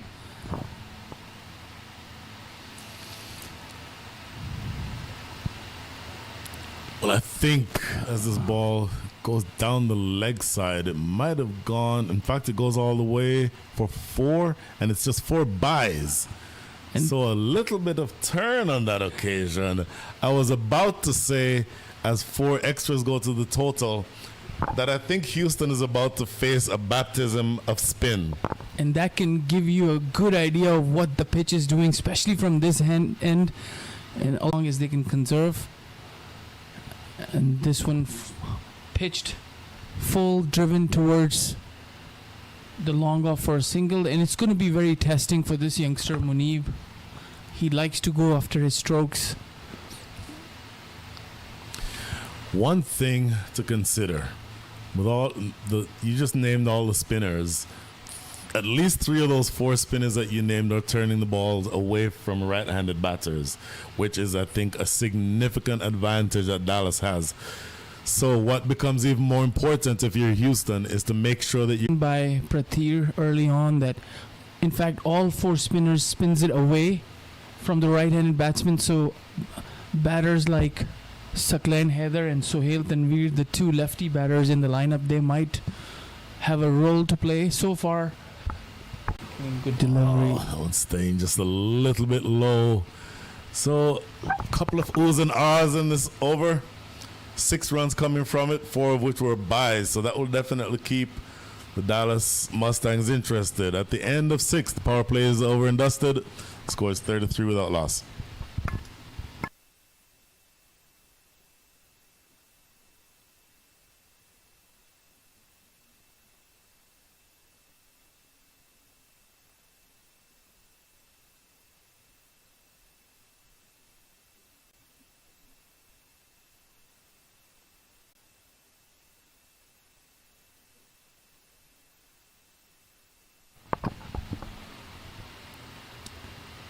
And let's see if we get to see. No, it's going to be Hussein Talat. That's their third pacer. Also a very experienced bowler. And Brian, interesting that when you have 4 spinners and who can take full advantage of this strip, and you're bowling the fast bowlers, which Bert Cockley, Nasir Jamali, and Hussein Talat, which means the 4 spinners will not be able to finish their quota of 4 overs. So it's probably good for Houston. I think it's going to be easier to play pace on this wicket than spin. And so we just spent the better part of the last overs talking about the spin attack that Dallas has. Houston, I think, will be very complimentary of Dallas, wanting to make sure that they face as many overs of seam as much as possible as compared to spin, because I think the spinners are going to be a handful. Now, maybe part of the calculation is that with the right-hander hitting toward the small side of the field from this end, that might have been part of the consideration. But still, I think tactically something that you can question. Again, good shot there. And was there some overthrows? Goes all the way. And yes, there will be overthrows. And this is at least the second occasion in the Dallas fielding where they've given overthrows. And another point for that, Brian, is from the highway end, you're seeing ball turning a lot, and they might want to use spinners from that end versus forest end, where Pacers have seen some wickets. You saw Trump taking 2 wickets, Ilyas taking a wicket. So they have made a strategy to use from this point on Pacers from the forest end and spinners from the highway end. Very interesting thought. Short cutaway just past that man. That's Kinjige at backward point. Another single. If you're Houston, you're perfectly happy picking up these singles, because the 0.54, the required rate is 6.44. So you're right in range. And again, hopefully this is not a case of commentator's curse. No wickets have yet fallen. So you're shortening the game if you're Houston, and you're wanting to continue doing exactly what you are right now, because the longer this pair stays there picking up those 1s and 2s, the easier this game gets. And that's a good looking drive, but straight to the fielder in the deep. Not easy for someone like Ramiz Raja, who's searching for runs in this tournament and coming out under a lot of pressure, and then playing on this pitch where you're seeing slightly slower on the for Pacers and a lot of turn for spinners. A good time for him to settle down, as they're not chasing a big total. So he's using all his experience to stay in the middle, and so far both the batters, Ramiz and Munib, have been successful. Run rate probably not an issue at this point. They want to get as close to the target as possible and then take some chances. Forced off the back foot, straight to the fielder out there in the deep. Good strong throw. As the game continues to go on, you see some of the nerves easing up, as previous delivery, Ramiz coming down the track and hitting towards deep extra cover. So the more you stay in the middle, the more you get used to the pitch, and more you can benefit the team in chasing down this 122. Just a perfect start here for Houston. 38 without loss. Only another 85 runs needed. Slower delivery. And look at this. Cameron Best says not out. And I believe that was the last ball of the over. So decent over in the context of the game. Only 5 runs coming from it. But Houston, importantly, has not yet lost any wickets. After 7, the score is 38 without loss. My son. Everyone says he's so good looking. And he never forgets to call. Hi, Mom. Born for your true self. The 2022 Tundra. Toyota. Let's go places.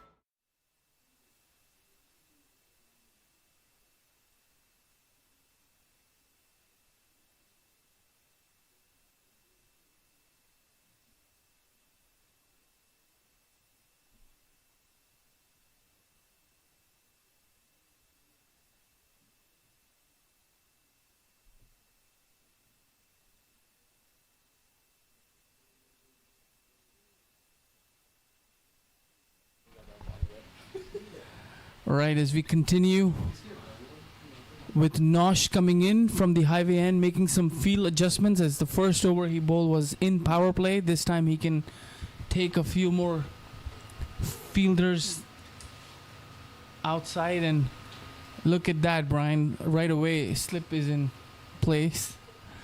Apparently they're listening. No slip during the power play over, and now a slip. I think it's recognition of the fact that they need to take wickets and bowling out Houston. So you have to take wickets. You have to put yourself in the position of creating chances. And just as I say that, that slip fielder who was there for one delivery now drops back to short third man. So curious tactics for me. Not exactly sure what's trying to be accomplished here. That is a great delivery. Not easy as Ramiz Raja trying to make sure that he stays in the middle for his team, and Nosh, a very, very experienced bowler. He's bowling a good line and getting a lot of spin. So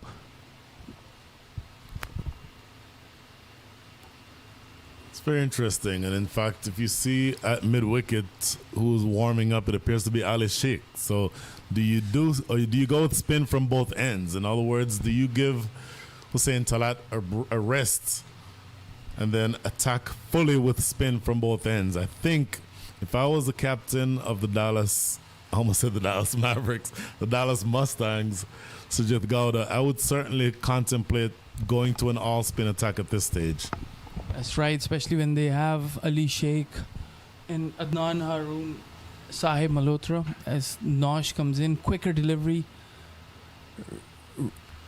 It's a good piece of batsmanship too. Just skipping down the wicket, which is not easy to do against a ball that's not flighted. And Nosh actually fired that one in pretty flat, but still using his feet, getting to the pitch, and being able to thwart that delivery.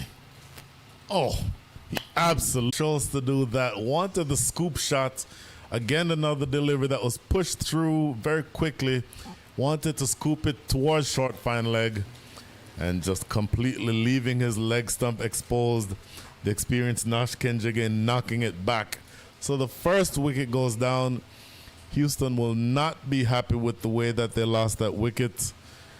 And that's what the dot balls can do to you. The dot ball pressure. 3 dot balls, and Ramiz wanted to get a single, wanted to rotate, get some runs. Tried to play that scoop shot, misses it, and gets out. So first wicket down for Houston Hurricanes. 38 for 1 as Ramiz Raja departs, and the new batsman is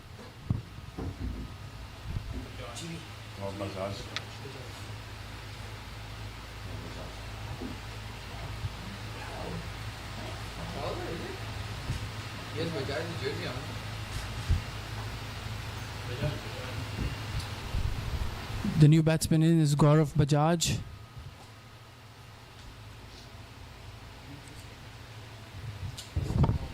Well, if you're the openers of the Houston Hurricanes, your job was to get them off to a good start. And so from that standpoint, I think they did their job. But you have to be disappointed if you're Ramiz Raja because part of you has to be thinking that you gave away the opportunity to really sort of emphasize the fact that you are a capable batter. I think that was just chasing 123. So I don't think that shot was necessary, and I think that he will regret that. Yeah, certainly not. He misses it, and Nosh in his second over just conceded 2 runs and got the wicket. And the next delivery, Gaurav Bajaj comes forward, plays it back to the bowler. So one more delivery in this over for Nosh. I see the slip back in position, causing problems for the Houston Hurricanes. A successful over. A wicket maiden, in fact. And after a brilliant over by Nosh Kenjige, scores 38 for 1 after 8.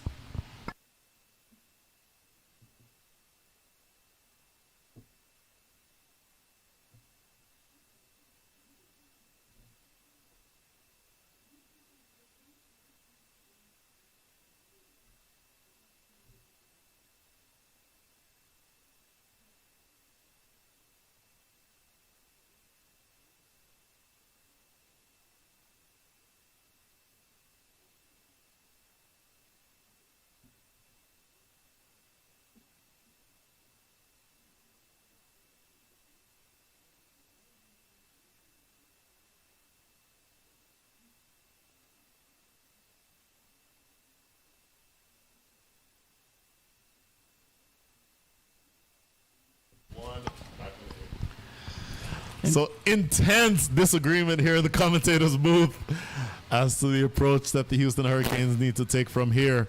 And things do not get any easier because Ali Sheikh, the under 21 left arm orthodox spinner, similar to Nosh Kenjige, who will be turning the ball away from these right-handed batters, is now into the attack.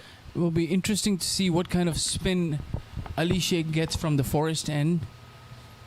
And certainly, perhaps sending Saklan next, who's a left-handed batter, might be useful for these spinners. As we talked about, Brian, all of these spinners turns the ball away from the batsman. You've got 2 left-handed batters in your lineup, Saklan, Heather, and Sohail Tanveer, as Ali Sheikh comes in. Oh, this pitch is starting to play just a few tricks here.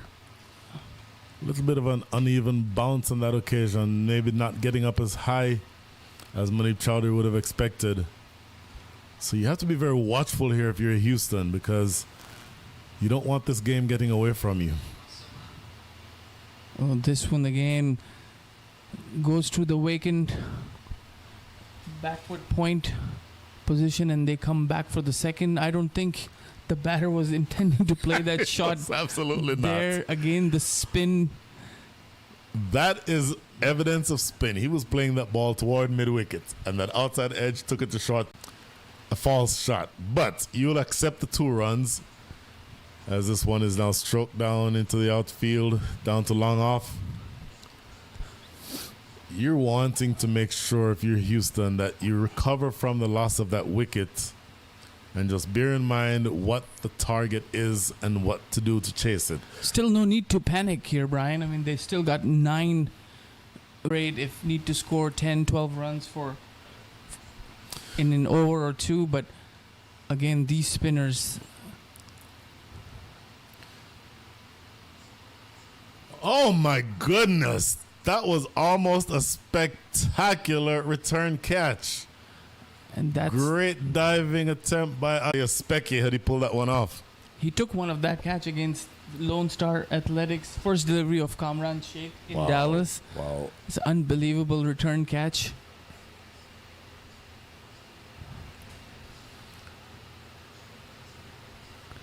Huge hit into the outfield, goes all the way for 6. And that's a good shot. And that's how you take the challenge.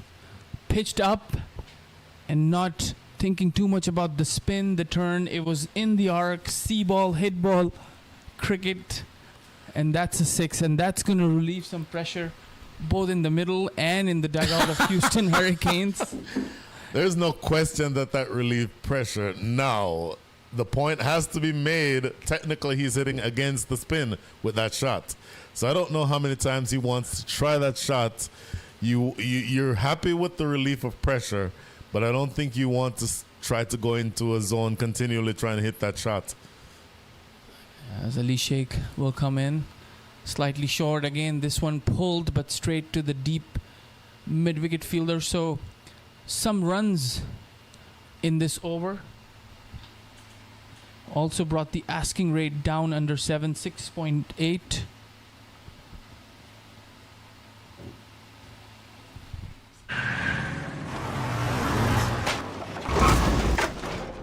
What's up, Doug? What got into you? At Sunoco, we know how to fuel peak performance.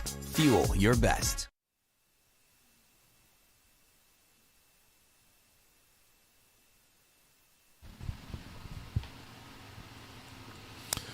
Welcome back to the cricket complex, Prairie View Cricket Complex in Prairie View, Texas. The Toyota Minor League Cricket Championship is presented. Sponsors Dafa News. Nosh Kenjige, I think, is going to be bowling his third over. A little bit of a conference between Nosh and his captain, Sujit Gowda. And hard to see who that third person is in the huddle. Interesting decisions here for the captain to make, whether to continue with Nosh or bowl him out. And, you know, they still have two more spinners who can come in and bowl, Sahib Malhotra and Adnan Haroon, the wrist spinners. But Nosh on is, he's just given 2 runs in 2 overs in a maiden. And also for Houston Hurricanes, if they've watched Nosh bowl these 2 overs, they have to be extremely cautious and not go for runs, but to conserve wickets. I think that's the order of the...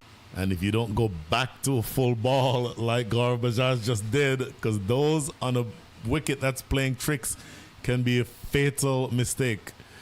But if you just maintain wickets in hand, you have the hitting down the order to be able to make up any deficits. Again, this one came forward, tried to drive that ball, and then a good piece of wicket keeping there by the youngster Joshua Trump. Always takes the bails off. A lot of work for umpire Cameron if you're doing your leg umpiring job on this wicket keeper. Ooh, again, playing back to that full delivery. If there's any lack of bounce, you are a dead duck if that happens. On this occasion, just a thick inside edge onto his pads. But he's going to want to watch that Gaurav Bajaj because, again, if you go... This is a more confident looking stroke down the ground to mid-off or long off rather. And something interesting, Brian, in the last 18 or so balls bowled by these spinners, Munib hasn't faced a single delivery. So Ramiz played the second over of Nosh and then Jake, and now rotated the strike and got a single. Wow. So 1 ball remaining before we're at the halfway stage in this innings. Score is exactly 50 for 1. Reverse sweep being a thing, no. A little bit of excitement, but again, a brilliant over by Nosh Kenjige. 2 runs coming from it at the end of 10. The score is 50 for 1. And after a short break, Mustafa Imani will be joined by Pratir Mena. Meta. Took that last corner pretty quick. Sir, I need 1 hand on the roof, 1 hand on the pump. Time out for Sunoco. When you fuel, you save because rewards come first.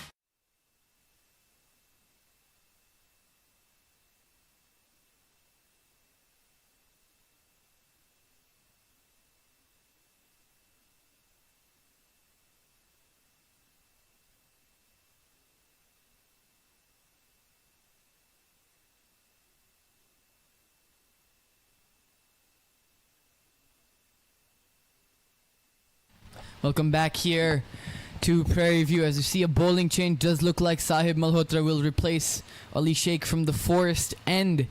And we were talking about it off air. Only 50 runs in the first 10 overs. And now that required run rate is above 7 runs and over, which may not seem much for a T20, but this pitch is really up and down. Yeah, 7.3 the asking rate. If I was Houston, I'd be, I guess, okay with the situation. With 9 wickets still, 73 runs, still a lot of runs, but they've got a lot of good batters still to come. Players like Nurse, Saklan, and Osman who can score quickly, and Sohail Tanveer as well. So from this point on, it's going to be interesting to see, as spinners will probably continue until the 16th, 17th over, as Adnan Harun's yet to bowl another leg spinner. A lot of spin and turn on offer from the highway end. Didn't see the same kind of turn and spin bowling from the Forest end. But this Sahib Malhotra, he poses a new challenge, Pratir. Yep, it's He's tall. One we haven't seen before, leg spinner. That first ball, Munib looks to go, and that is a huge hit. Straight into Snake Pit. That is not what I expected from Munib Chaudhary, but he looks like he's refreshed after that drinks break, and he has a statement that he wants to give, and that seems to be that he wants to be the aggressor in this partnership. Yes, good piece of batting here by Munib. If you've watched from the first ball, he's only hitting the shots when he sees ball in his arc. Otherwise, he's content with just defending and rotating the strike, and a smart cricket by the youngster. And pressure on early for Sahib Malhotra. Let's see how he responds. Obviously known for his big hitting abilities with the bat, but he's also quite a handy part-time bowler for the Dallas Mustangs. That one pushed into the leg side will be a single. And Gaurav Bajaj, we saw from the same end, he tried to play the exact same shot towards that shorter leg side boundary. So we'll have to see how he also decides to go after this drinks break. Yeah, so far Sahib Malhotra bowled a full delivery in Munib's arc, and the other one slightly shorter. So easy balls, easy pickings for the batsman. Sahib will continue from the Forest end, and this one again.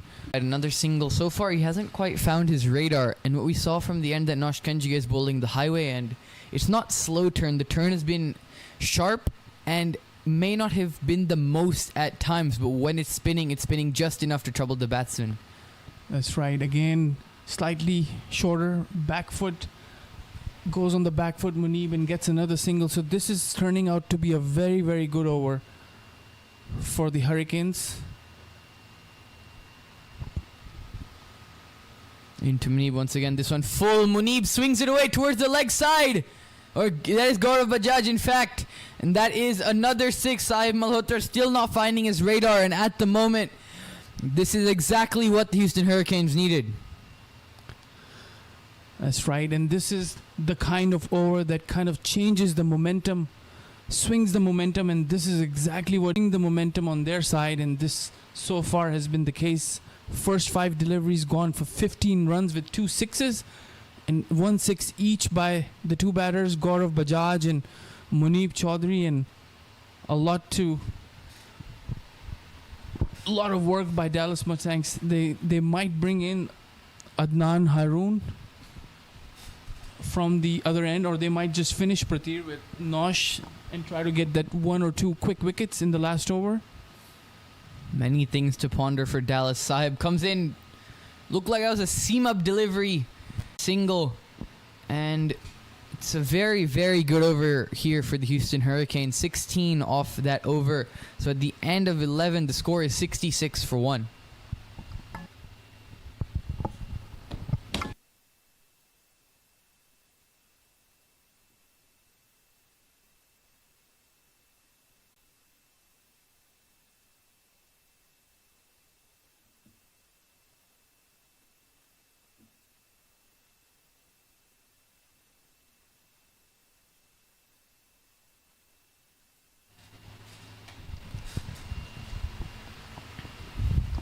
Back here, live at the Prairie View Cricket Complex, the great PV5 field as we do, overlooking the ground, and we do see Adnan Harun coming into the attack, just as you had mentioned earlier, Mustafa. Yeah, they saved 1 over of Nosh for the later part of the innings, and Adnan Haroon coming from the highway end, and it's going to be very interesting because this is the end that is giving a lot of assistance to the spinners, both for Houston Hurricanes and now for Mustangs, and he's going to get a lot of spin providing that you pitch the ball in the right areas. As Adnan Haroon going to his run-up, both Gaurav Bajaj and Muneeb Chaudhary. Muneeb 23 of 28 deliveries, and Gaurav 16 of 13 with 2 sixes. And 57 runs now required in 9 overs. So 17 run over, and that was 16 run over, and that was what the Houston Hurricanes needed. It'll be interesting to see how both these batsmen, Gaurav Bajaj on strike right now, how he will play Adnan Haroon. That one starts off a little bit on the shorter side, chopped away dot ball. But we saw as soon as Sahib Malhotra got anything full, they tried to swing it away. And with one leg side boundary being much shorter than the other, it'll be interesting to see if they still try and go from this end. And not a lot of options now remaining for Dallas Mustangs. Will they go for the more experienced Hussain Talat or Bert Cockley or Nasir Jamali instead of a spinner from the forest end? Down the ground will only be a single. And so far, GB not happy with himself. So far, tidy start by Adnan Haroon. 1 run off the first 2 deliveries. And you'd hope, if you're a Dallas Mustangs fan, that this is a good spell by Adnan Haroon. That one short, cut away. I was saying, if you are the Dallas Mustangs, you'd hope that Adnan Haroon gets his straps and he can actually bowl a good spell to complement Nosh Kenjige, who's only conceded 4 runs in 3 overs and got a crucial wicket of Ramiz Raja. Ooh, that one keeps a shade low. GB hits it to covers for another dot ball. So far, good, tidy over by Adnan Haroon. Can he close it out? And again,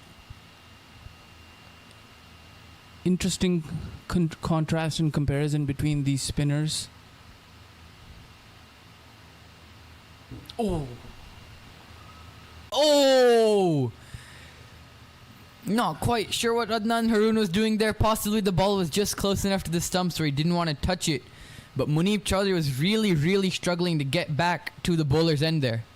Yeah, it was a good return throw by Ali Rana in the deep, but perhaps Adnan Haroon didn't think that he had enough time to catch the ball. He let the ball to the fielder. So not the same kind of spin and bounce for Adnan. Easy pickings again for Houston. They got 5 runs and in this over, so 71 for 1 after 12.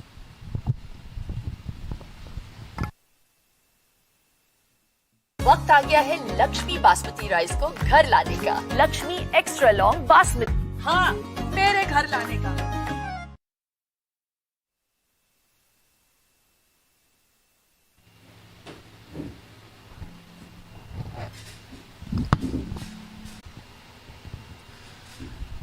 So we were just talking about it, that what options would Dallas Mustangs go for, and they've decided to go with the pacer Hussain Talat.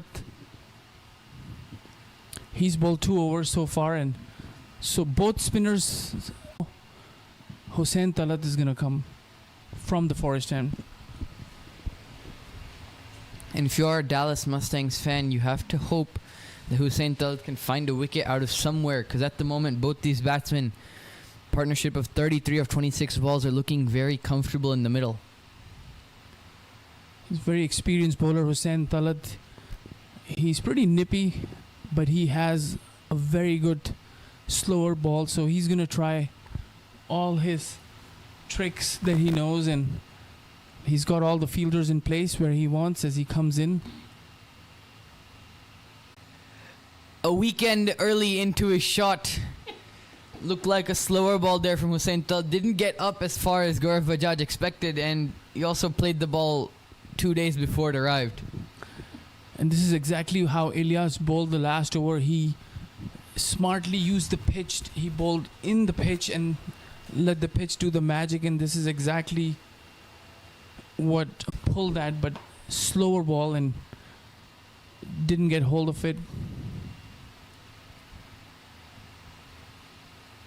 And once again to Gaurav Bajaj. That one chopped away.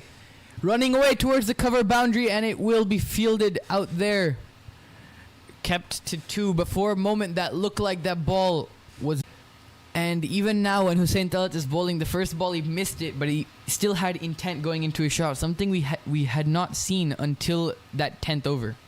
That's right, Prathir. And I think for a batsman like Gaurav, who was kind of lost in the first 7 matches in terms of what his role is, now he's coming in and settling in at that number 3 batsman. A slight mix-up there as Munib was probably more than halfway down for a single. He's still talking, not known to be a very animated person, but these two guys always ride together in the car, so he's probably talked the most to Gaurav. No harm done in the end.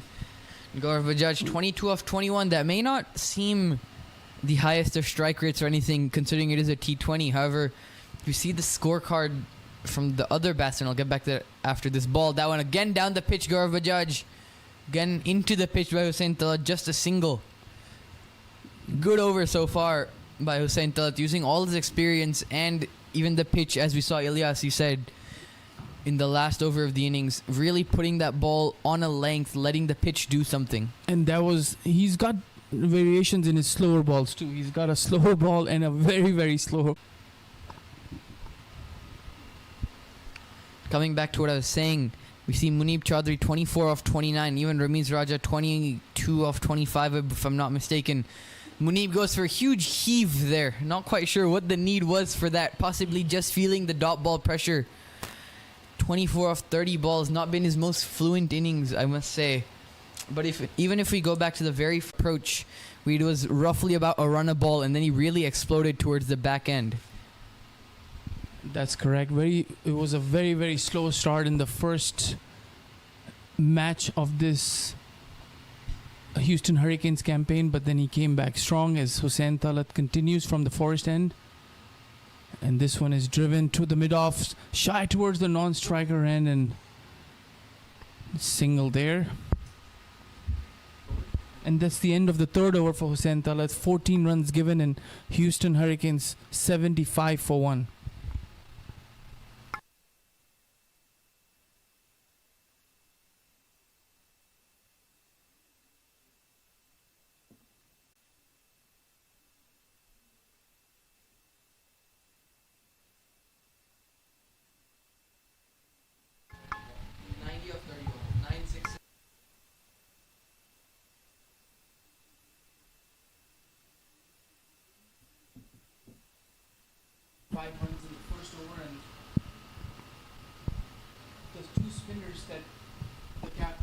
From the forest end, Ali Sheikh and Sahib Malhotra.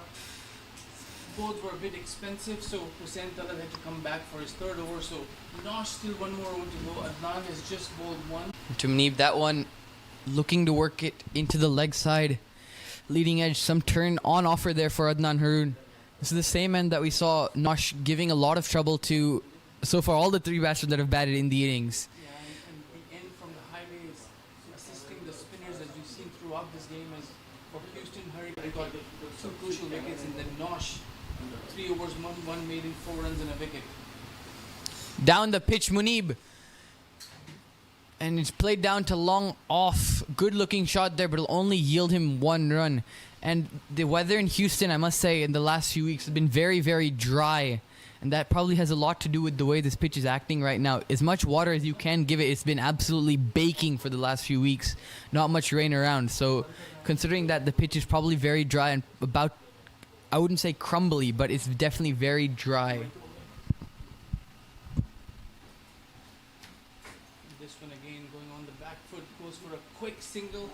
The fielder deciding against taking a shy at either end. So single still coming, 46 runs needed in 6.3 overs, and Prathir 9 more wickets in hand, and you've got the likes of Ashley, Usman, Zenith still to come. Yep, and that one stays a touch low. Cut a good shot off the bat. However, the sweeper down there in a well-positioned area only keeps it to a single.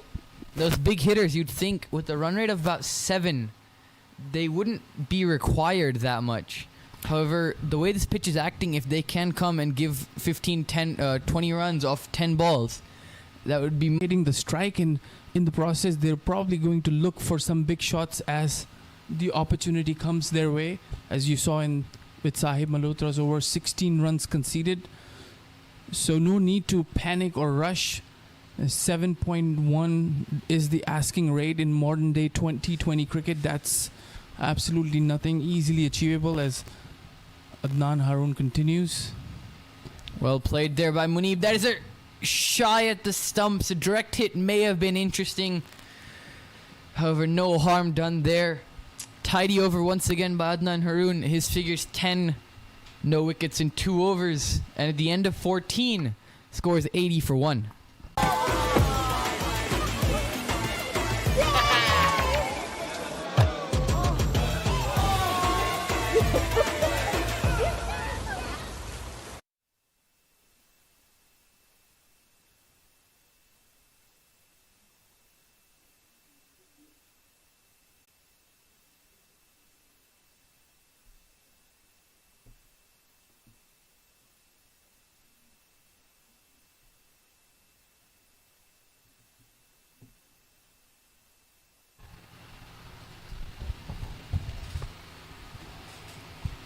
Six overs remaining, 43 runs to go, with 9 wickets in hand.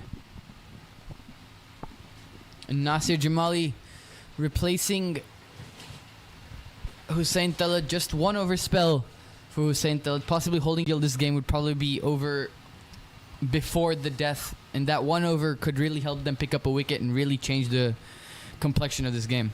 And for Dallas Mustangs, they want to take this game as deep as they can and then bring that one crucial over from Nosh still remaining, and perhaps also Hussain Talat. So a lot of strategies in play in the middle by both the teams. And as much as this game may seem over, 6 overs, 43 runs, 9 wickets in hand. This pitch is not easy to start on, especially when the spinners are operating. And it's not easy at all to have your big shots hit as soon as you come to the middle.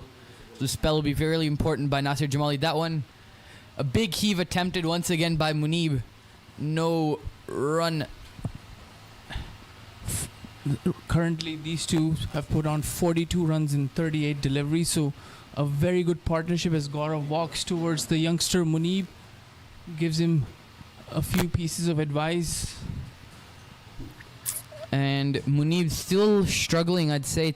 28 off 36 deliveries. That strike rate hovering around 78, which is probably not what you want in a T20, no matter how the pitch is acting. So for him, I think the role would right now be to attack, get as many boundaries as you can, and if your wicket does fall, it's okay, because you have the likes of Saqlain Haider and Ashley Nurse and Usman Rafiq still to come.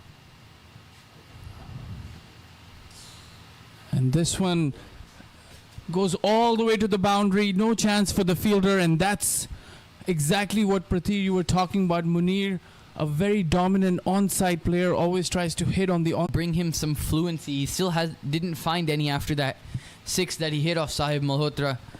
Just been dealing in singles and dot balls, and so far only 3 boundaries hit. And you'd hope, if you're a Houston Hurricanes fan, that you can see more of those from Munib. Swings that down. Very badly timed. Will only be a single, and we do see this intent from Munib. So I think he's really thought that no matter what happens, I think I need to attack for the team and make sure this game doesn't go into the last 2 overs. Yes, it's 38 more runs to get in 33 deliveries and 9 wickets in hand. So Nasir Jamali attacked the bowling from Dallas Mustangs in his 3rd over. 13 runs conceded, no wickets so far, and asking rate just hovering between 6.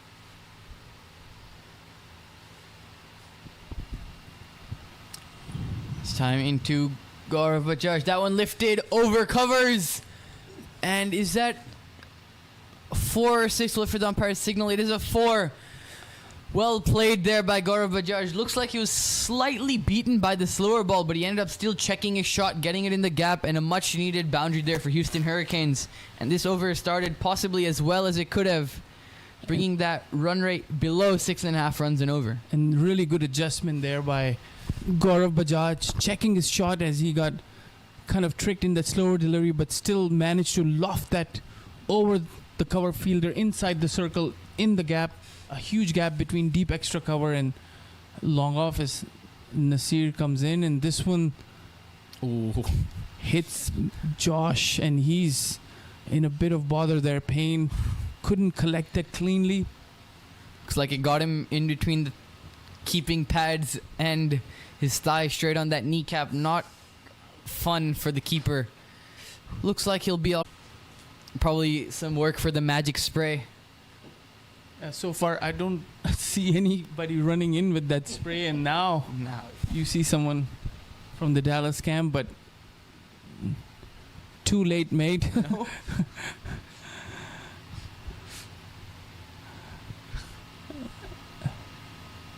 Umpire Owen Brown, and it's probably Joshua called him back as he does need some treatment, taking his pads off. And a very good game here by Houston Hurricanes, a much needed game. Houston Hurricanes in this campaign with 7 games done with 2-5 record and 7 more games to go. They want to show some fight in this weekend, especially against Dallas, who's topping with just 1 loss and played tremendously in this season. And tomorrow, Athletics, another team struggling with 1-4 record. Yep, and tomorrow, crosstown rivalry. Obviously, both teams competing for bragging rights, I guess you could say. Who is the better team in Houston? Whoever wins that game tomorrow. For now, the action returns live. Josh Trump ready to go. Jamalian once again to Gaurav Bajaj. This one chopped into the offside. Quick single taken to the point fielder. And pretty good over there for Houston Hurricanes in the context of the game. 10 runs off the over. And end of 15, the score is 90-1. And to take you through the last 5 overs, joining me will be once again the great Brian Walters. The great Brian. He's so soft-spoken. Everyone says he's so good-looking, and he never forgets to call. Hi, Mom. Born for your true self. The 2022 Tundra. Toyota. Let's go places. Well, still not won yet, but the key to winning this game for Houston would just not be to lose wickets, because they are effectively, their innings or their lineup is bottom heavy. In other words, you have the Ashley Nurses, you have the Matthew Trumps, you have the captain Osman Rafiq. Big hitters who can get you 14, 16 runs and over if they need to at the end. So if this pair at the top, and in fact 1 wicket has already fallen, 6 runs and over. Yep, and this is that 1 over we were talking about earlier with Mustafa. Nosh Kenjige is back. So far, his figures 3 overs, 1 maiden, 4 runs in 1 T20. Even a test match that's probably quite rare now with the introduction of baseball. That Gaurav Bajaj down the pitch. Dot ball. If you are Houston, you will take a maiden every time in this over if at the end of this over there's still 1 wicket down. So Nush is threatening, but just don't lose any wickets to him, and your job is made that much easier. Oh my goodness. I almost jinxed them. Almost served the easiest of catches to point. Luckily for Mr. Bajaj, the ball fell short of the fielder at point. We see Nosh, he's done a lot of work on his bowling. Already been a great bowler, but he's added more skills to his repertoire. It's making it very hard to play. That one, mix up, trouble, and for some reason the short cover fielder lobs it back to the bowler, possibly because there was no one backing up. But I do feel if you took a shy there, that may have been a potential chance for a wicket. You get the sense that nerves are sneaking it away well over mid-wicket, and he completely missed it. So again, no need, if you have a team that has struggled as much as Houston has this year, you're showing signs now that you're almost expecting something bad to happen. But cooler heads have to prevail. You have to tell yourself that you're exactly where you need to be. Or not. That one, Gaurav down the pitch. That should be 2. It will comfortably be 2, and Nosh just about manages to keep it from going for overthrows. And so far it was 4 dot balls. Even now, 2 runs off 5 deliveries. That asking rate's going almost up towards 8. Not what you want if you're Houston. However, if you play out this over, then you know you can target the likes of a Nasir Jamali or a Bert Cockley as much as they are very, very good bowlers on their day as well. That one into the pitch, pulled into the leg side, will only be a single. So a brilliant day's work for Nosh Kenji comes to an end. 4 overs, 1 maiden, 7 runs, and 1 wicket. Unheard of in T20 cricket. Absolutely brilliant bowling by Nosh Kenji, but his team...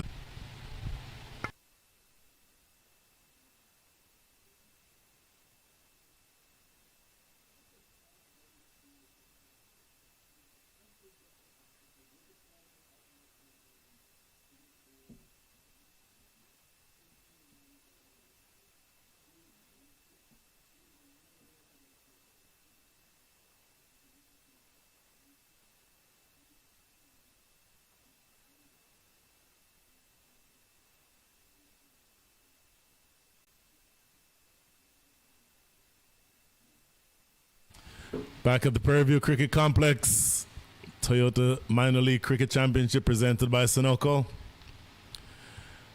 with the participating sponsor DAFA News. We're down to the last 24 balls of this match, maximum. If I was captaining the team, however, I'm not in the playing 11, not in the square. So we'll have to see last over that he did bowl, went for 10 runs. However, knowing the skills of Nasir Jamali, I wouldn't be surprised if he is here to do a job. Is that one high in the air? Deep mid wicket coming in, 1 bounce to him. That was in the air for a very, very long time. However, it was almost closer. There. If you're Dallas, the only way you win this game is by taking wickets. So I would have preferred to see him just looking at Bert Cockley right here in front of us, a short third man. Looks like he was just warming up. So he may be coming on to bowl the next over. It's timing to Munib. Ooh, it's been called wide, much to Nasir's disappointment. However, Munib was 2 years in early into that shot. Completely fooled by a slower ball. And Jamali still pleading his case to the umpire. I'm not quite sure that it'll do him much good. It will not do him much good.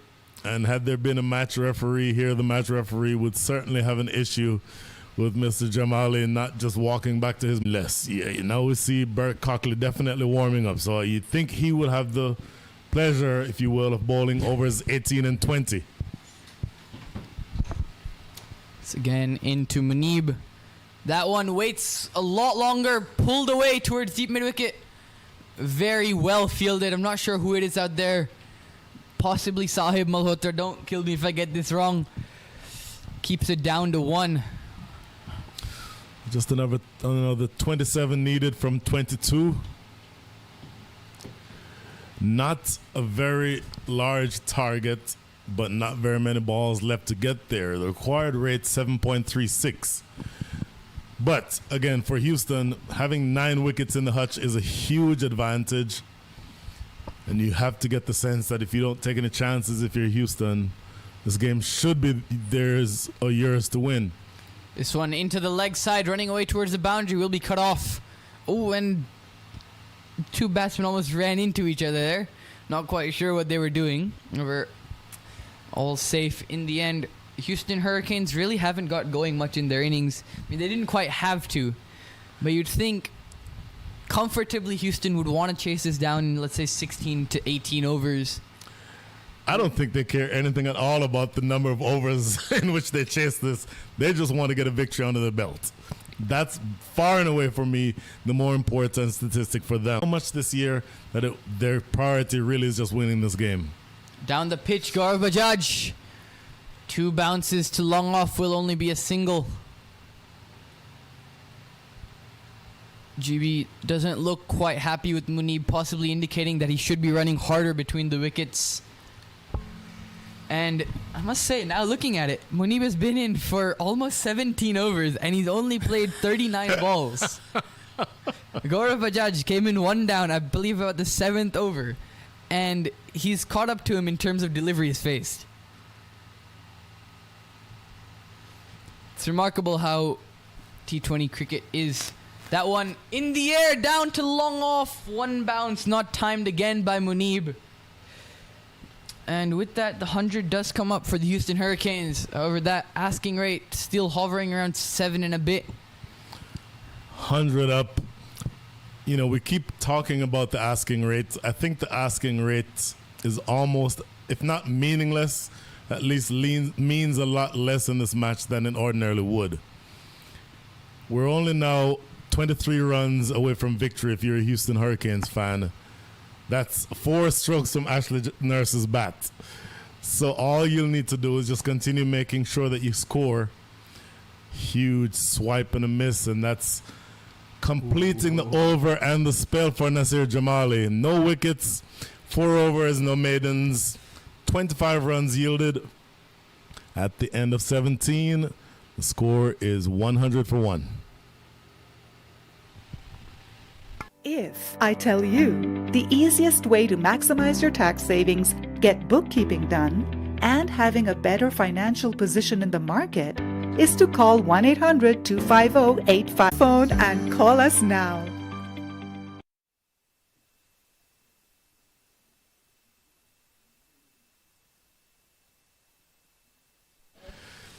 So maybe we don't know what we're talking about, Prairie, because instead of Bert Cockley coming on to bowl over number 18, Captain Sujit Gowda persists with Adnan Haroon. A big gamble, I must say, because Bert Cockley and Hussain Talat probably your most experienced bowlers in this lineup after Nosh Kenjige, or possibly even more experienced than Nosh Kenjige, and you'd think 3 overs left in this innings, you'd want your most experienced bowlers to bowl that.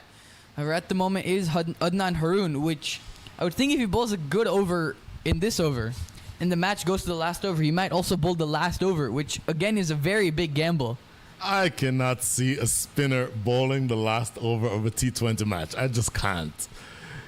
I would have to think, of course, what I would think doesn't really mean a lot, because I would have thought Cockley would have been bowling this over. But I think it will be much more difficult. With wickets in hand, it's easier to score off of a spinner than it is a pace bowler. So Adnan Haroon back into the attack. Oh my goodness. I guess we don't know what we're talking about. That shows how much we know. Skipping down the wicket is Munib Chowdhury, completely missing, and a clean, efficient stumping completed by Joshua Trump. The second wicket goes down. Is there another twist left in this match? Sohail Tanvir. 100 for 2. Sohail Tanvir seems to be walking in. Wonder if that has something to do with the fact that a leg spinner is bowling. Possibly go out, you have 5 deliveries, swing as hard as you can, get us as many as you can. And the way he strikes the ball, 4 hits and this game is done. That is true. At the international level, Sohail Tanvir is essentially a bowler. At this level of cricket, you could certainly consider him to be an all-rounder. Question is, has he been in this situation very much in the last several weeks? The question: you're walking out, you've been sitting there for the last 17 overs. You have loads of experience behind you, but you're now inserted into a pressure situation.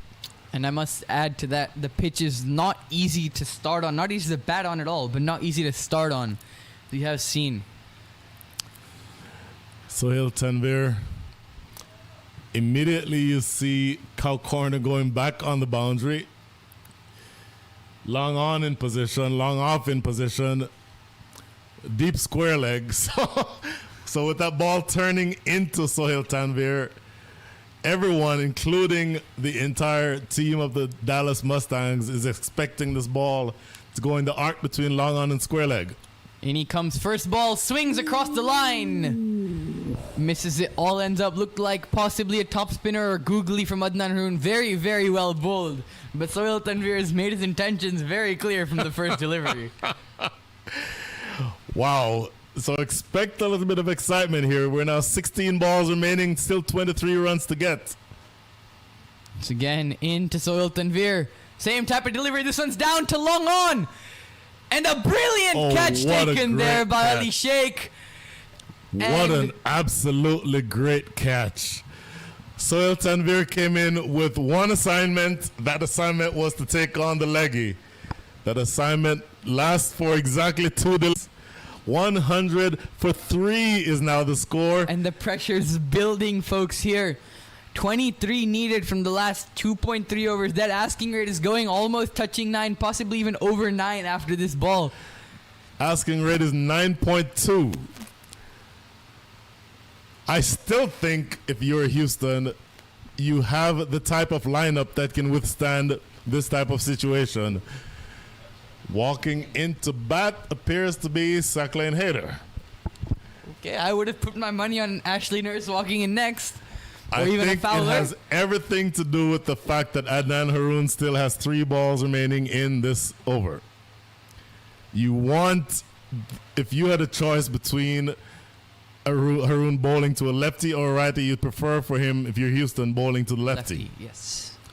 So my suspicion, we cannot exactly see the Houston bench right now. I would think there are at least 2 or 3 people padded up. Yep. And depending on who gets out, that tells you who's going in next. And I was saying before that ball, or when Sohail Tanvir came in, it's not easy to start on this pitch. Yep. And we see, and if you know anything about Saqlain Haider, is that he knows how to play funky. And immediately we see deep fine leg, I do believe we call that, going out on the boundary. Yep. And looks like mid-off is coming in. And it's a really interesting feel. I think it's representative of the fact that Saqlain Haider loves to play sweep shots, both conventional and reverse sweep. So that's where that's why the protection is out there, deep backward point and deep fine leg. But he is facing a very wily bowler here in Adnan Haroon. Haroon bowling right arm over the decent flipper and a decent googly. So this will not be easy. And Houston, after having looked comfortable for the last 10 or 15 overs, is all of a sudden struggling to close this game out. And if you're Saqlain Haider, you know how to play funky. Everyone knows this. Adnan Haroon plays with him locally in Houston. And surely at this point, Saqlain Haider won't do anything other than play funky. That is what I see him doing on this ball. I see either a switch hit or a sweep coming. Switch it is. You called it. Reverse sweep down to deep point. Only a single taken though, so boy, 22 runs needed in the last 14 balls of this innings. This is not easy, folks. Houston with 7 wickets in hand, but they absolutely need to get a move on here. And it looks like, as of now, that gamble has played off, going with Adnan Haroon to bowl the 18th over. And I do believe the way he's bowled this over. There is I'm going to say it again. It looks like he may be bowling the 20th. And in it, Gaurav Bajaj, this one just chopped into the offside. A bit of a misfield. Only a single given and a very, very good over. Only 2 runs conceded of the first 5 deliveries. 1 ball remaining. What does Saqlain Haider do here? Since you appear to know exactly what's in his mind, Pratir, what is he going to do here? I think it's a switch hit coming again. I don't see anything other than that. Sweep. It certainly goes in that direction if it's fine enough. If it's not fine enough, there's protection in at deep backward point. He might try to go over covers with the switch hit. It's outrageous. It's outrageous for sure. It's There outrageous is for no sure. way. There is no way he would pull that out. However, if you go back to the games from last year, the exact same situation Sakleen Hyder was in. They know exactly what you're talking about. Oh, he might try to go over fine leg, you know. This changes it. Last year, Ali Sheikh over covers for 6 to win the game. That's exactly where he tries to go, and a brilliant diving stop by short fine leg. Only a single. Wow, what a great over. Absolutely brilliant over Brilliant. by Adnan Haroon. 3 runs from that over and 2 wickets. What a great over in the context of this game. Houston is 20 runs shy of victory. Even I can do that math. They need. And who is bowling over number 19? It is not Bert Cockley. Surely it's Hussein Talat. It is Hussein Talat. That's a bit more logical, in my opinion. But I was saying before, we go back to the game last year. Ali paddle sweep, switch it, and then he switch it over covers to win the game. The most outrageous shot I've ever seen. Wow. And the way he was going in the last over, I was expecting that again. Boy, everything to play for here if you're Houston. They cannot afford to lose this game. Dallas, who I think comfortably was behind for the last several overs, has now roared back into this game.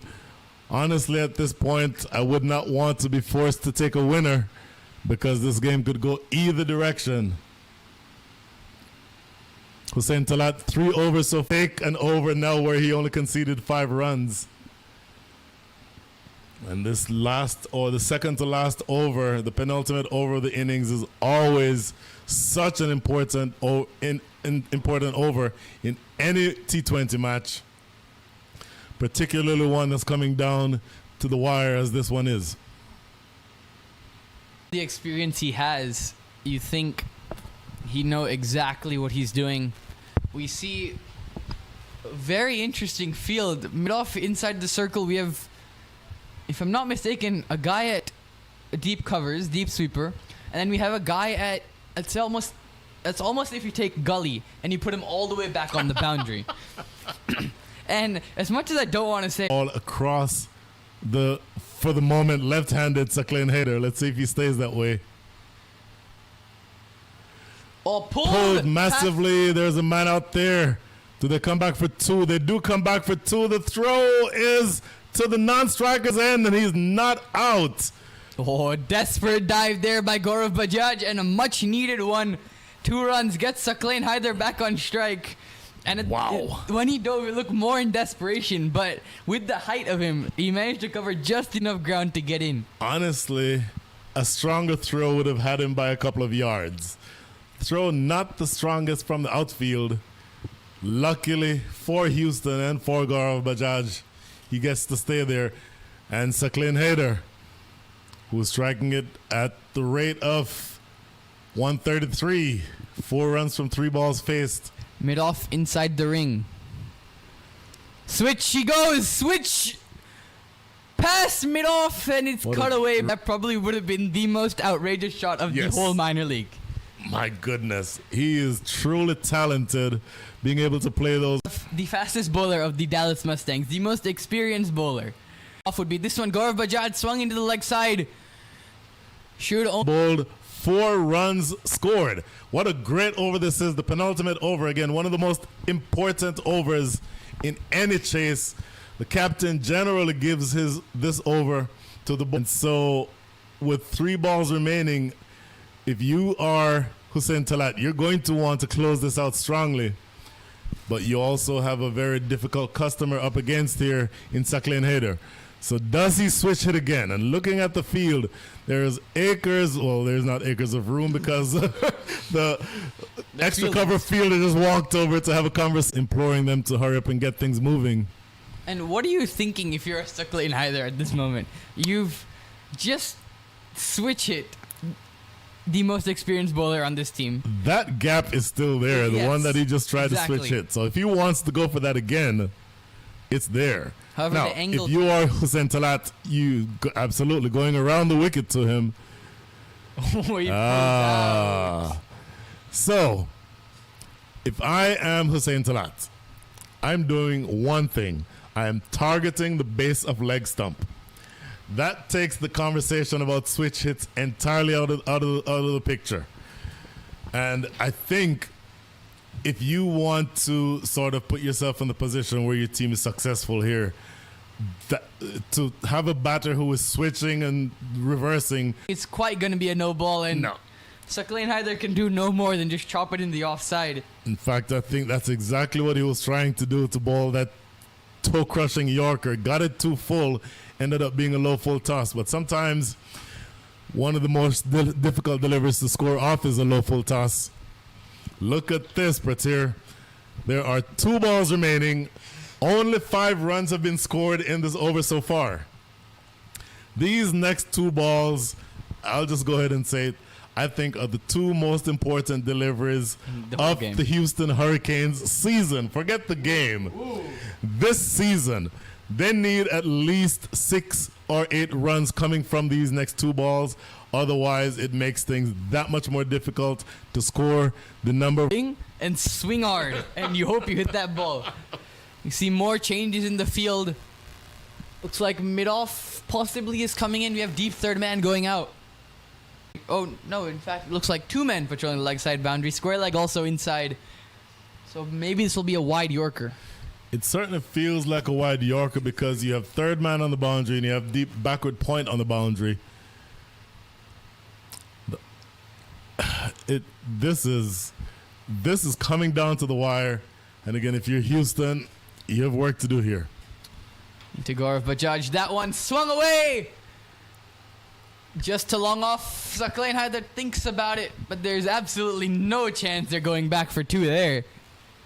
And 14 runs needed off of 7 balls.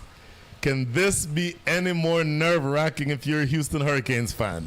I think if you're a cricket fan, to be completely honest, absolute raps. We had a gentleman in the commentary box a little bit ago when I was on commentary with Mustafa. He said, forget about this game. This game is about done. What does Sakleen Hyder do on this last delivery of the 19th over? Mid-off still inside the circle, so is extra cover. Telegraphs the switch. A dot ball to end things. A switch hit is his undoing. Had he been standing in a normal batting position, that would have been outside of leg stump, a slower delivery. He could have hit that right over here to us in the commentator's booth. As it is, he attempted the switch hit. A dot ball closes things out, and all of a sudden, Houston is staring down the barrel. They need another 14 runs, and they need them in 6 balls. Who's bowling? Bert Cockley. Bert Cockley. Bert Cockley. Are we sure about this move, Sujit Gowda? Are we sure we don't want to go back to Adnan Haroon? There is no way he would have gone back to Adnan Haroon. Hold on. Wait a minute. Hold on. Wait a minute. It is Adnan Haroon. Looks like it at the moment. They changed. You have got to be kidding me. Bert Cockley had his cap off, was getting ready to mark his run-up, and all of a sudden, he puts the cap back on, and Adnan Haroon has the ball in his hand. Oh, my goodness. What a bold move this is. Brave, let alone bold. Brave. There's not enough adjectives to describe this move at the moment. We saw Bert Cockley was just about to start taking his run-up. They said, wait, hold up, mate. I get the spinner back on. And amazing. Adnan Haroon has bowled 3 overs and conceded 13 runs, 2 for 13. As the caliber needed to be able to pull things back here and prevent Houston from scoring the 14 runs needed for victory. But how much of a roll of the dice is this? Here we go. First ball, Gaurav Bajaj down the ground! And that has cleared the ropes! Whoa, this gamble. It's a big gamble. We were talking about it earlier. Out of the screws, 6 runs over long off. And that switches all of the pressure back onto Dallas. That one stroke makes all the difference in the world. Now they need 8 from 5. Here we go again. Again into the leg side, swung away, and the catch is taken. The moment that went off the bat, I thought it was sailing over the boundary, possibly just held up in the wind, and Gaurav Bajaj is gone. 8 of 4 deliveries needed, and the batsmen switch over. I do believe Saqlain Haider, and we see the big man Ashley Nurse.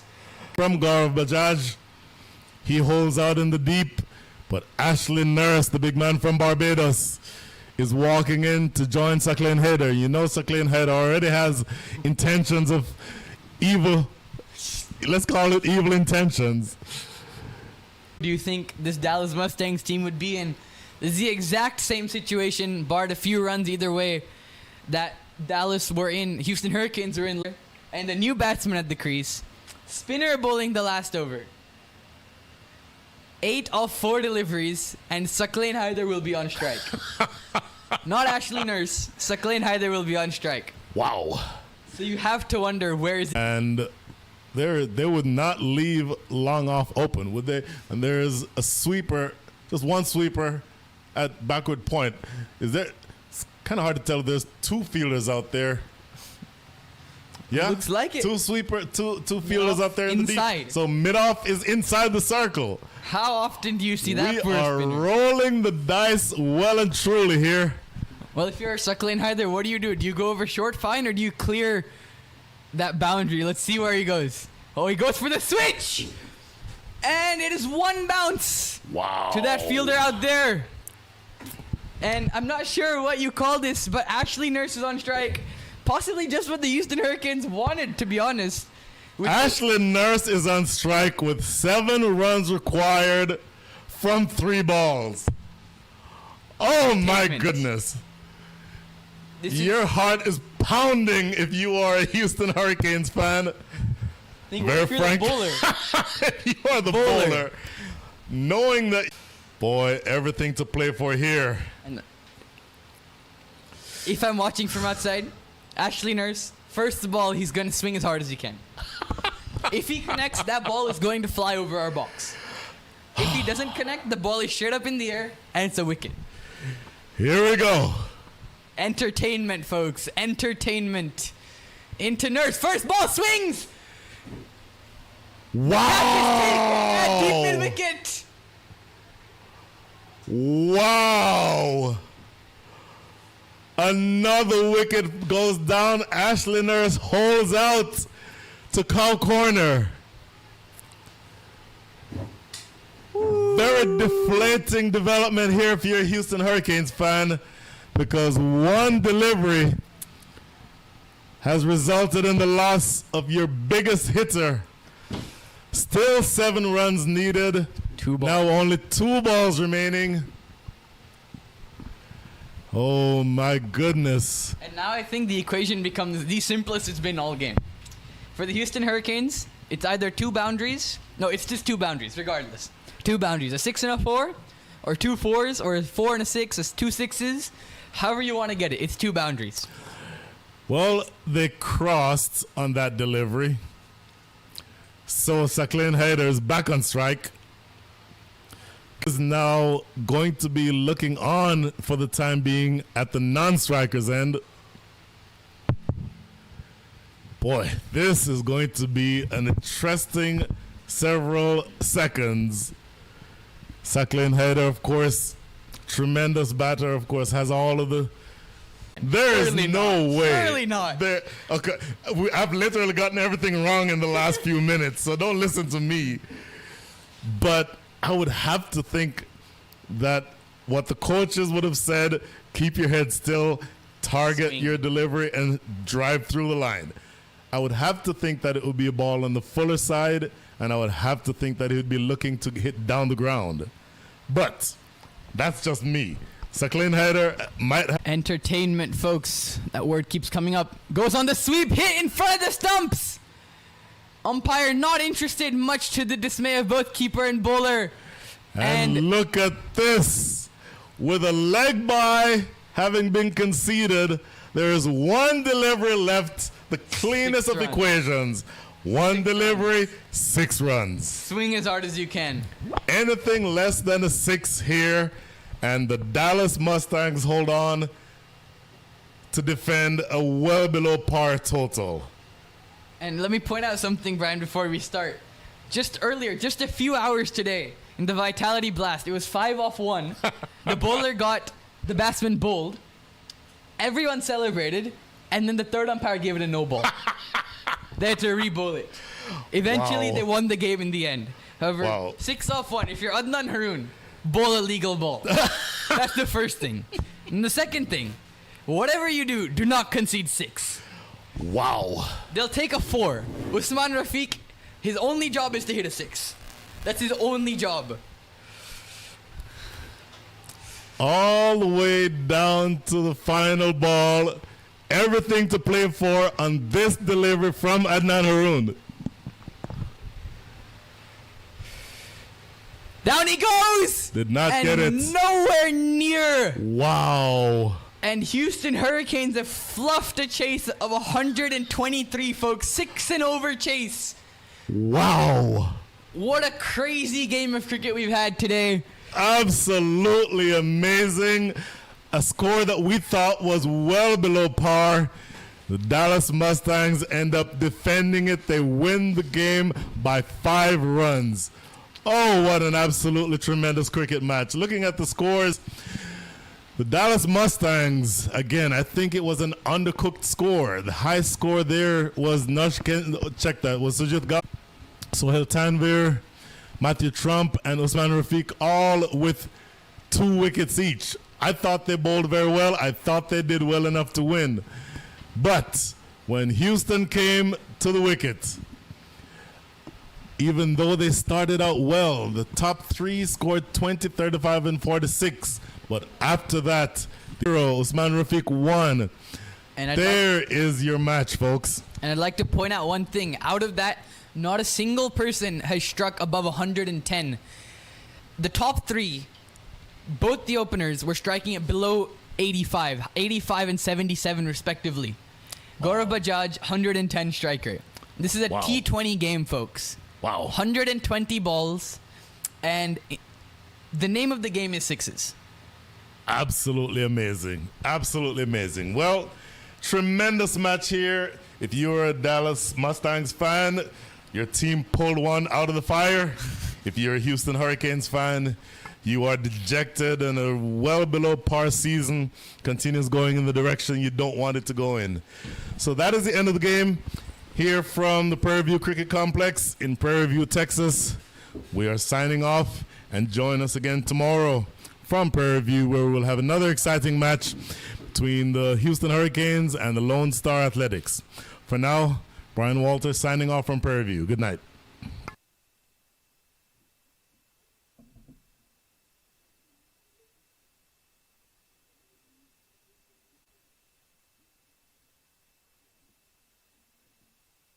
Bullish delivery and driven thick outside edge, really trickling down to short third man for a single. Coming in once again to Munib.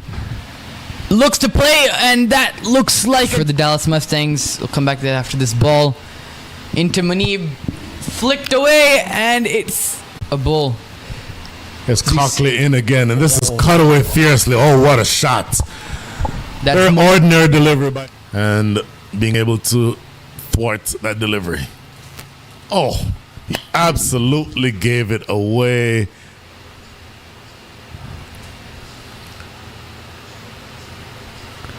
Huge hit into the outfield, goes all the way for... Yep, he's tall. One we haven't seen before, leg spinner. That first ball, Munib looks to go. Into Munib once again, this one full, Munib swings it away. And this one goes all the way to the boundary, no chance for the fielder, and that's...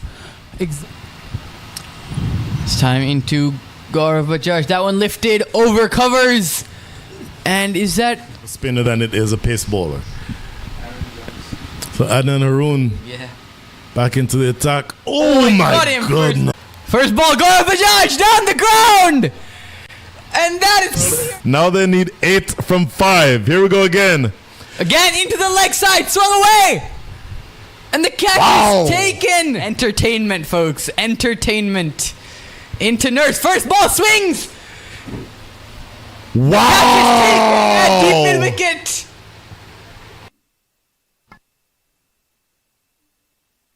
You're watching the Toyota Minor League Cricket Championship, presented by Sunoco.